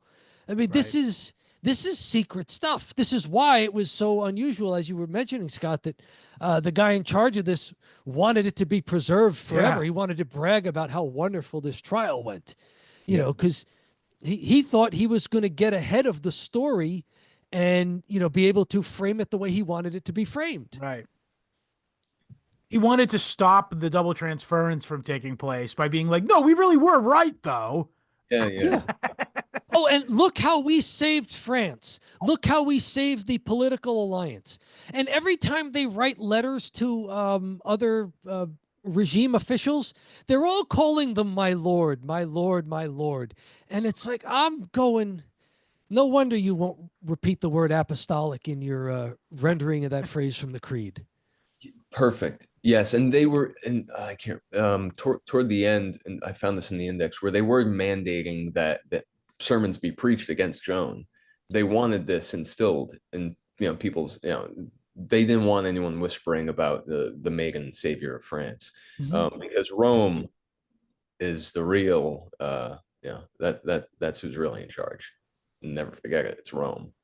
Yeah. And in reading this whole trial and what happened to Joan, I came back to a little bit, especially towards the end, after I got over my just anger at the church officials and the sadness over that. Well, Joan was also very troubled and was no hero. But imagine if Joan, who was a troubled person, but had some good qualities, some bad qualities, had met people who actually had her best interest at heart. Amazing. People who were actually charitable and who weren't just trying to use her for whatever their political alliances were, weren't trying to grandstand on her and her situation. Uh, Imagine if the princes of the church acted like not princes of the church, but like servants of the church, as Jesus modeled at the Last Supper. You call me teacher and master, and yet I am the servant of all. That's the model I leave for you. To paraphrase there, like imagine if Joan had met people who were actually worthy of the successors Yeah. of the apostles who were not named Judas. Imagine if Yeah. they met someone with as much faith as her, uh, whether or not, however incomplete her, doctrinal theology, if we could be as generous and as gracious as possible, this was a girl who, she could have done great things further yet. She could She have had done great charisma, didn't she? she was always going to do something. It, Yeah. it, it would appear. Like you say, Dom. It's a shame that she was used as just uh, a mascot for. A mascot when she was winning, and then when she lost, it was okay. We A got to do scapegoat. something about her to smooth over the political alliance. Yeah. Right. Yeah, she got scapegoated basically. Mm. Yeah, it's very interesting. And also just like all religion talk aside, it's just like an amazing, remarkable. And then right before we're about to wrapping, it seems like we're wrapping up here, but I was gonna say sort of going back to what I was saying before about how like everyone sees what they want to in her. Like there's this very pointed resurgence in the 20th century to view Joan of Arc as like this feminist figure, first of all, because she wore, she broke with tradition and wore guys' clothes. She's a Oh, badass chick, and hell. and she's getting out in front of she can do it too, boys. Um, She's got a lance. Wow. yeah, she's just as tough as the other guys in the army, like Mulan. Um, and Mulan. but so what I'm saying though is On, there's on yeah, on there's the like this feminine. this say it. What are you gonna try Uh, to say? oh no, I was just trying to. You're talking about the feminist angle. I do. I don't want to finish your point. I don't want to say Oh, your. but that's I mean that's it. It's just like there's this sort of notion that is, and it's just like, yeah, I don't. Oh, I also saw this video of this English no, an English chick with like a pretty big schnoz, just saying. But she was saying like, is Joan of Arc a fascist? Because she cared about French nationalism, and even the people in the comments are like, "Lady, you're a fucking idiot." Monarchists were not nationalists. First of all, she very much was a monarchist. And again, who was the queen? She was German. Sure. It Yeah. was Isabeau of Bavaria.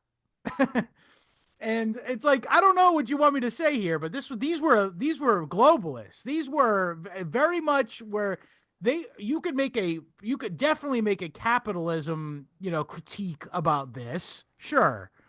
But I miss me with this 20th century maximalism where everything is Nazis versus democracy. You know what I mean? Werewolves. Um, to the feminist point, the one thing I do certainly believe about her wearing pants is that it was a deterrent to being accosted. Yes, oh, I forgot that Uh, was the other thing I wanted to talk about too. Yeah. and see, that's what I didn't want to. I had a feeling that we were thinking the same thing, and that's why I Yeah. didn't want to say it. But I think that's certainly a factor, especially I Well, hate. particularly when she was in jail with the English, I think they were Yeah, like particularly knavish, at least towards the French. Like that in a way that I mean, I don't mean like the English are rapists. That's my take. I that's one. mean, I would imagine that if you take a soldier and put him in another country, he's going to act differently than he would back home. Certainly. Yeah, no. People definitely, time immemorial, have compartmentalized what they're willing to do and more to Yeah. people who look exactly like they do, but they just happen Speak a to different make a language, weird noise. worship a Like, nobody slightly ever different version of their religion, all kinds of things. They're these guys. born on the wrong side of the imaginary line drawn by sociopaths somewhere. Yeah. So, but yeah, but apparently that is the allegation is such that part of at least her justification within the within her very real complaints to her captors was, hey, I wear pants so these guys don't mess around. Control the dogs. How about that? Yeah, that's a great idea. Um, yeah,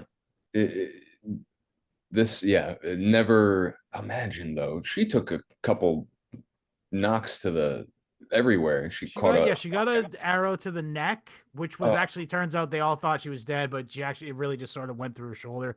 And then she later got one in the thigh, and that incapacitated her like okay. for a while. And then later, after that, after she had been captured, she was like, "All right." And by the way, this is not very Christian, Joan. Just saying. Um, but she was like, "All right, I'm gonna lose. I better kill myself then." I don't know. I think maybe she was making a break for it. That's what I would do. Leaping from I the prison room, is that what you're talking about? Leaping from the window there in the 70 feet. Ooh, man. Oh, I didn't. I'd see. It didn't tell us, or I may have missed it. How high up it was. It was quite high, yeah. It was Seemed like quite it high. seemed suicidal. And also when she landed and they like shook her awake, she was like, "What? I'm awake? I hate God. I hate Jesus. I hate all the saints." That's what she said. Oh, Supposedly. Of course, again, she was mad. I don't really think she thought that, but when she's mad that you were trying to kill yourself and you fail, I imagine there's probably a pretty genuine surge of anger. oh, geez, That Louis. and she's obviously injured after that kind of a Yeah, fall. miraculously recovered from that though. She had Yes. full, range of motion after that, which is kind of She amazing. left a comical outline silhouette into a. On the ground, like Yeah. Wile E. Coyote or something. Yeah, I was just gonna say that. Yeah, she fell into mud. I saw somewhere, so I guess that's how she survived. She tried to land on some Acme brand hay on the ground, It was but her Acme missed. parachute that did not open, even though she kept pressing the button. Yeah. It was the French knockoff.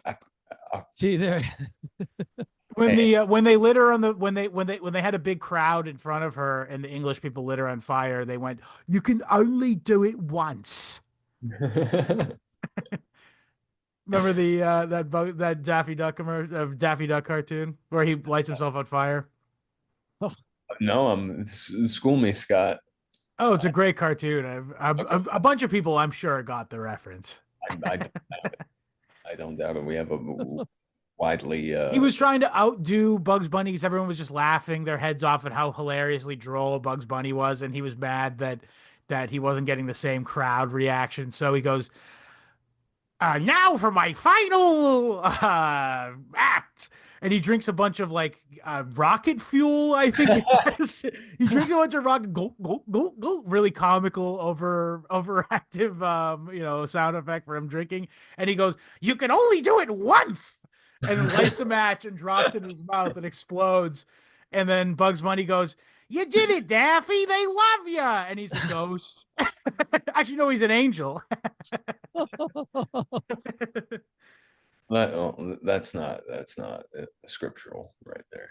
I don't think it is. Yeah, I don't think it is either. Daffy's in hell.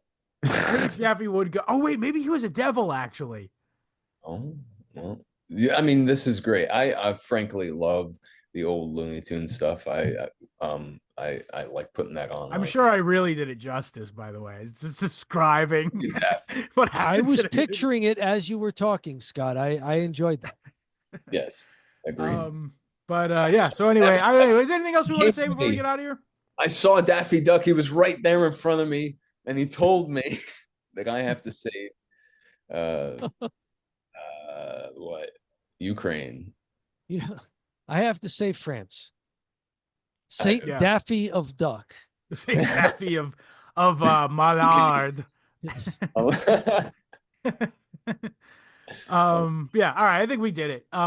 So what shall we do? Is there, but before we get out of here, is there anything at all that you like? I'm actually, while I'm talking right now, I'm actually racking my brain to see if I can come up with anything else I really wanted to say in the episode. I'm sure, as every episode, by the way, I always go, oh man, I forgot to say X or whatever it is. yeah. Every episode I end up saying that to my wife after the show. But you guys got anything you want to say before we start doing plugs? I do wonder, Joan, from the accounts we have, it seems that she's genuine. Yeah. So you were bringing up before, Patrick, about perhaps her faith, and if the other officials had her faith. I don't know if it's faith, but it certainly seems to be an openness to experience. Like she's getting either visions or ideas or imaginings or whatever impression she's getting. It seems to be that she's open to experience. She's not so cut and dry and boxed in her, not only her beliefs but her understanding of belief, the way you might say the hyper rationalists in the magisterium and the university academia there, the theologians, are about things. And perhaps when faced with the stubbornness of the church, she just kind of doubled down on her stuff. It almost became Scott, you went Daffy Duck there. I'll go George Costanza. Jerry, it's not a lie if you believe it.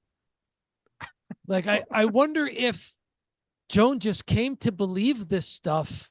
Sure. And like to her, this was true. Yeah. You repeat a lie long enough, you forget that it started that way. Right. And so there's But always the truth will set you free. amen. Somebody said that. I can't remember who. Well, there you go. It's why I harp so much on understanding nonviolence and human dignity, because that's kind of your guide.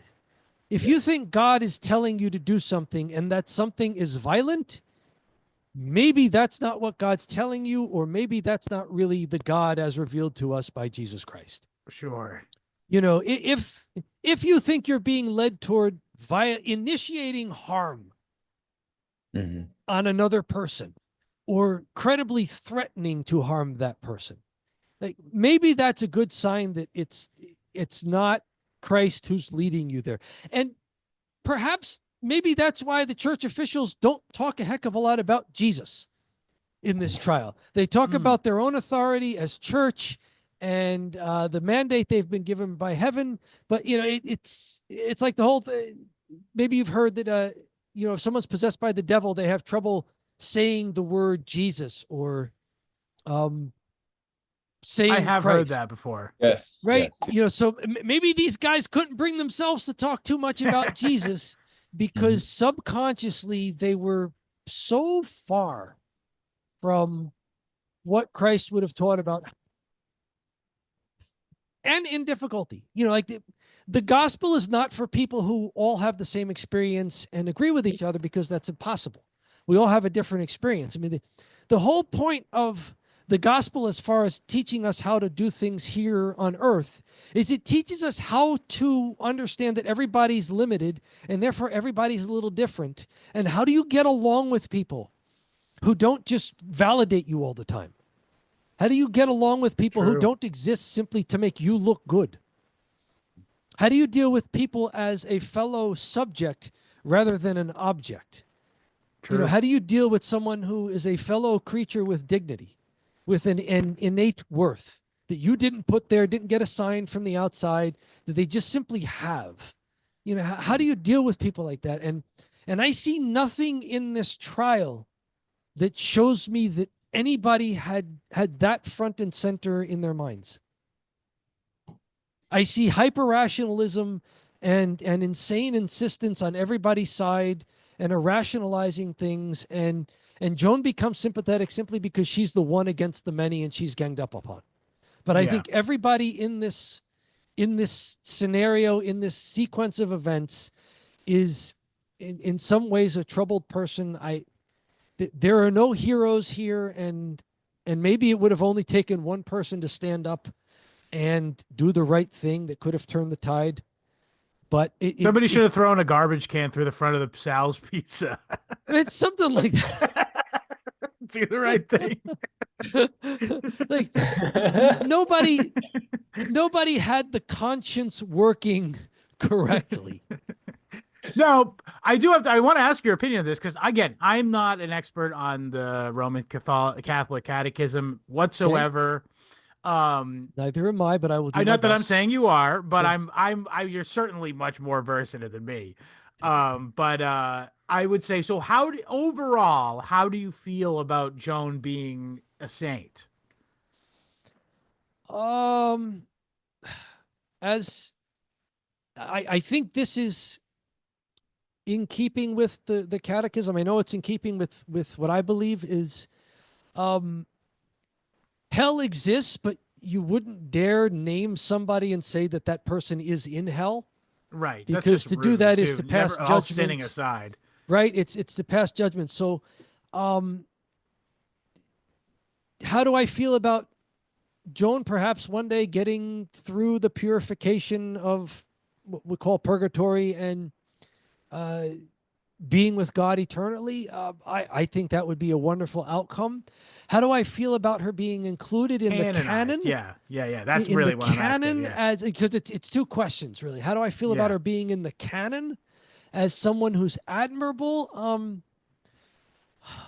I don't find a lot about what's known about her to be all that admirable. I mean, enthusiasm by itself is not admirable. Being Right. able to manipulate others to follow you by itself is not admirable. So I think she's a troubled person. Fair. There are no heroes here. I'm sympathetic to the person who got ganged up on, but that doesn't mean that because I can't stand what the church officials did that I'm going to hagiographize Joan the Maid, Joan of Arc. Right. There are no heroes here. I hope everybody met the mercy of God at some point, because they certainly weren't always acting that way in their time on earth. And considering the important positions that each of them were afforded by their societies, that's why it's more tragic, right?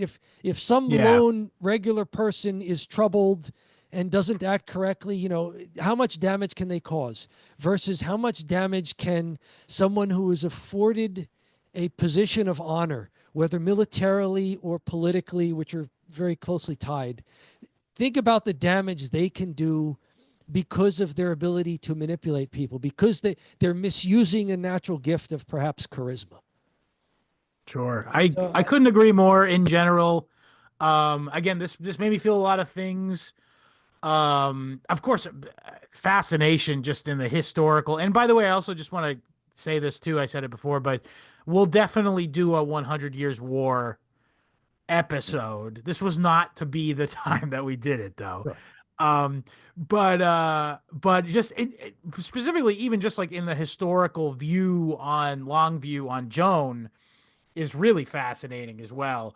So I thought it was definitely a valuable thing for us to talk about. And yeah, I don't know. That's pretty much Yes, it. thank you. This was a good suggestion. It was a learning experience for me. I did not know much about Jones, especially about her trial, particularly and what happened here. Right. It it Um, it made me even more adamantly against the doggone Marduk worshiping church that we've been going Mhm. with for 1,700 years here. I mean, you mentioned, and I admit to, yes, I'm Roman Catholic, but the Roman in my Roman Catholicism is not Constantine or Holy Roman Empire or any of this nonsense. The Roman in Roman Catholic for me is Peter going to witness in the belly of the beast, and sure. Paul joining him there eventually. So it's an early church sacrament respecting early Christianity that I believe is universal, that is Catholicism. I'm not, a person who, keeps saying, I can't believe they got rid of the Latin Mass. And I go, whatever. Yeah. I mean, Yeah. That seems I'm to be not like just like a Finkel thing. Like be like, here's something for you to like put into words that you're upset about. that you don't understand, and just another thing for you to take sides on for no reason whatsoever, other than Yes. the practice of A taking sides. dialectical conflict, if you will. Yes. We could, Um, yeah, if we could turn every single possible layperson into their own little Pharisee, that'd be great. Yeah. that would Right. be wonderful. Yeah. But okay, that said, Dom, of course, Good Neighbor Bad Citizen available on Amazon Prime. Is there an Audible version? There is not an Audible version. There should be. There is a Kindle version. Okay. um, Well, that's your next assignment, Dom, is to I will tell you this. record an Perhaps Audible version. perhaps spurred on by History Homos and your practice of doing premium content, I decided to add premium content to my Substack, and Nice. I call it FM radio because I can't possibly not tell bad jokes. It's basically a Friday meditation, which is where the FM comes from, Friday and the radio meditation. Hey, you part guys is like that. and the radio part is that it's an audio file, and it's about 10 minutes, and I've decided to go through kind of the director's cut, but because it's a book, it's the author's cut of my book. So I'm going through incrementally, not only reading some passages before, but then giving people some more things to think about that led to me perhaps writing it and including it. So it's a Friday meditation series. That's my premium content in addition to the Wednesday article that I put out and the Sunday Buffet. podcast that I put out called the Sunday Buffet. Over at Substack. So find me there. If I can mention another thing about Substack, for a long time, my most popular article was about my first visit to the History Homos podcast. That was back though in March of 2024, and I've gained readers since then, and other articles have passed it. But I'll send you the link, Scott and Patrick here, and I just think it would be really cool if some listeners to this podcast could go find that old article and maybe give it a like or a comment or a boost, and That would be see if we great. can have that one regain its #1 status. The History Homos virus is spreading across America. It's No spread across way! there. The article is titled "There Must Be Something Beautiful," and I really did enjoy that very first time I spoke to you guys. The second time you brought me back was to do Rene Girard's book, which I wound up doing a 7-article series on. I noticed. Yeah, you were eating off of that one for a while. There we yeah. go. The last one was on Christmas Day, which is also Rene Girard's birthday. So I Didn't know kind of that. timed it to end on his birthday there. So I've gotten a lot of content out of my visits to your podcast, and your audience has been very kind to me as well. So yes, Awesome. Thank you so much for paperback joining us and- as always. yes, paperback and Kindle, as you were saying, are available at Amazon. Paperback is also at Barnes and Noble or at Lulu, and of course the Substack is on Substack.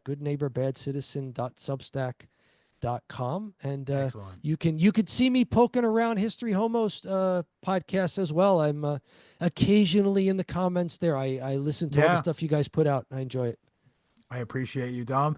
And yeah, so you mentioned before, well, I'll say www.historyhomos.com is the RSS feed. You can also find us on iTunes or Spotify or any of your favorite podcast catcher. We're still doing YouTube for the time being until we get kicked off again. We already have had one episode kicked.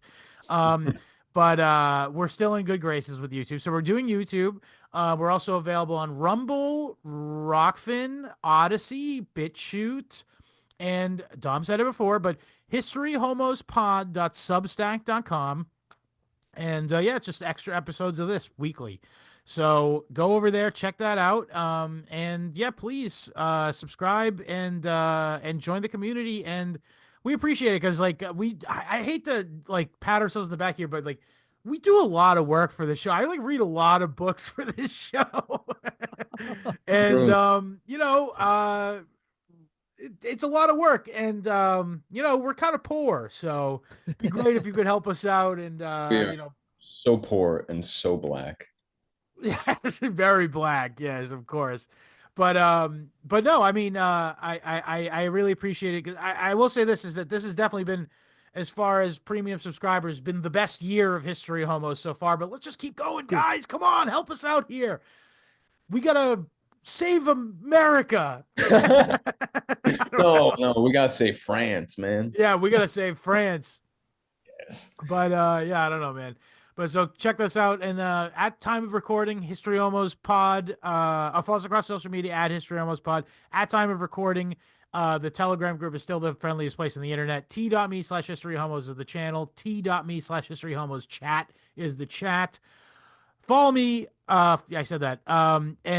But email me at your size and address, or any questions, comments, or concerns, to get a t-shirt at historyhomos@gmail.com. Die with dignity. Patrick, is there anything you'd like to say before we go? I would like to give Dom the last word, because I'm You actually didn't gonna. tell him to prepare for it. No, no, he doesn't have to. I'm gonna read from his book. I pulled up. Oh, oh. I pulled up the "There Must Be Something Beautiful" article on his Substack. Easy enough if you just go to Domenic C. Scarcella, Substack.com, and just scroll to March of 2024. Then just search the word "beautiful." You'll find it very easily. Substack could do better with making it easier to find stuff, but I might be a boomer. To quote down here, for God to create the human condition and then take human form and submit to the limits of human life, there must be something beautiful and worthy about being human. Later, homos.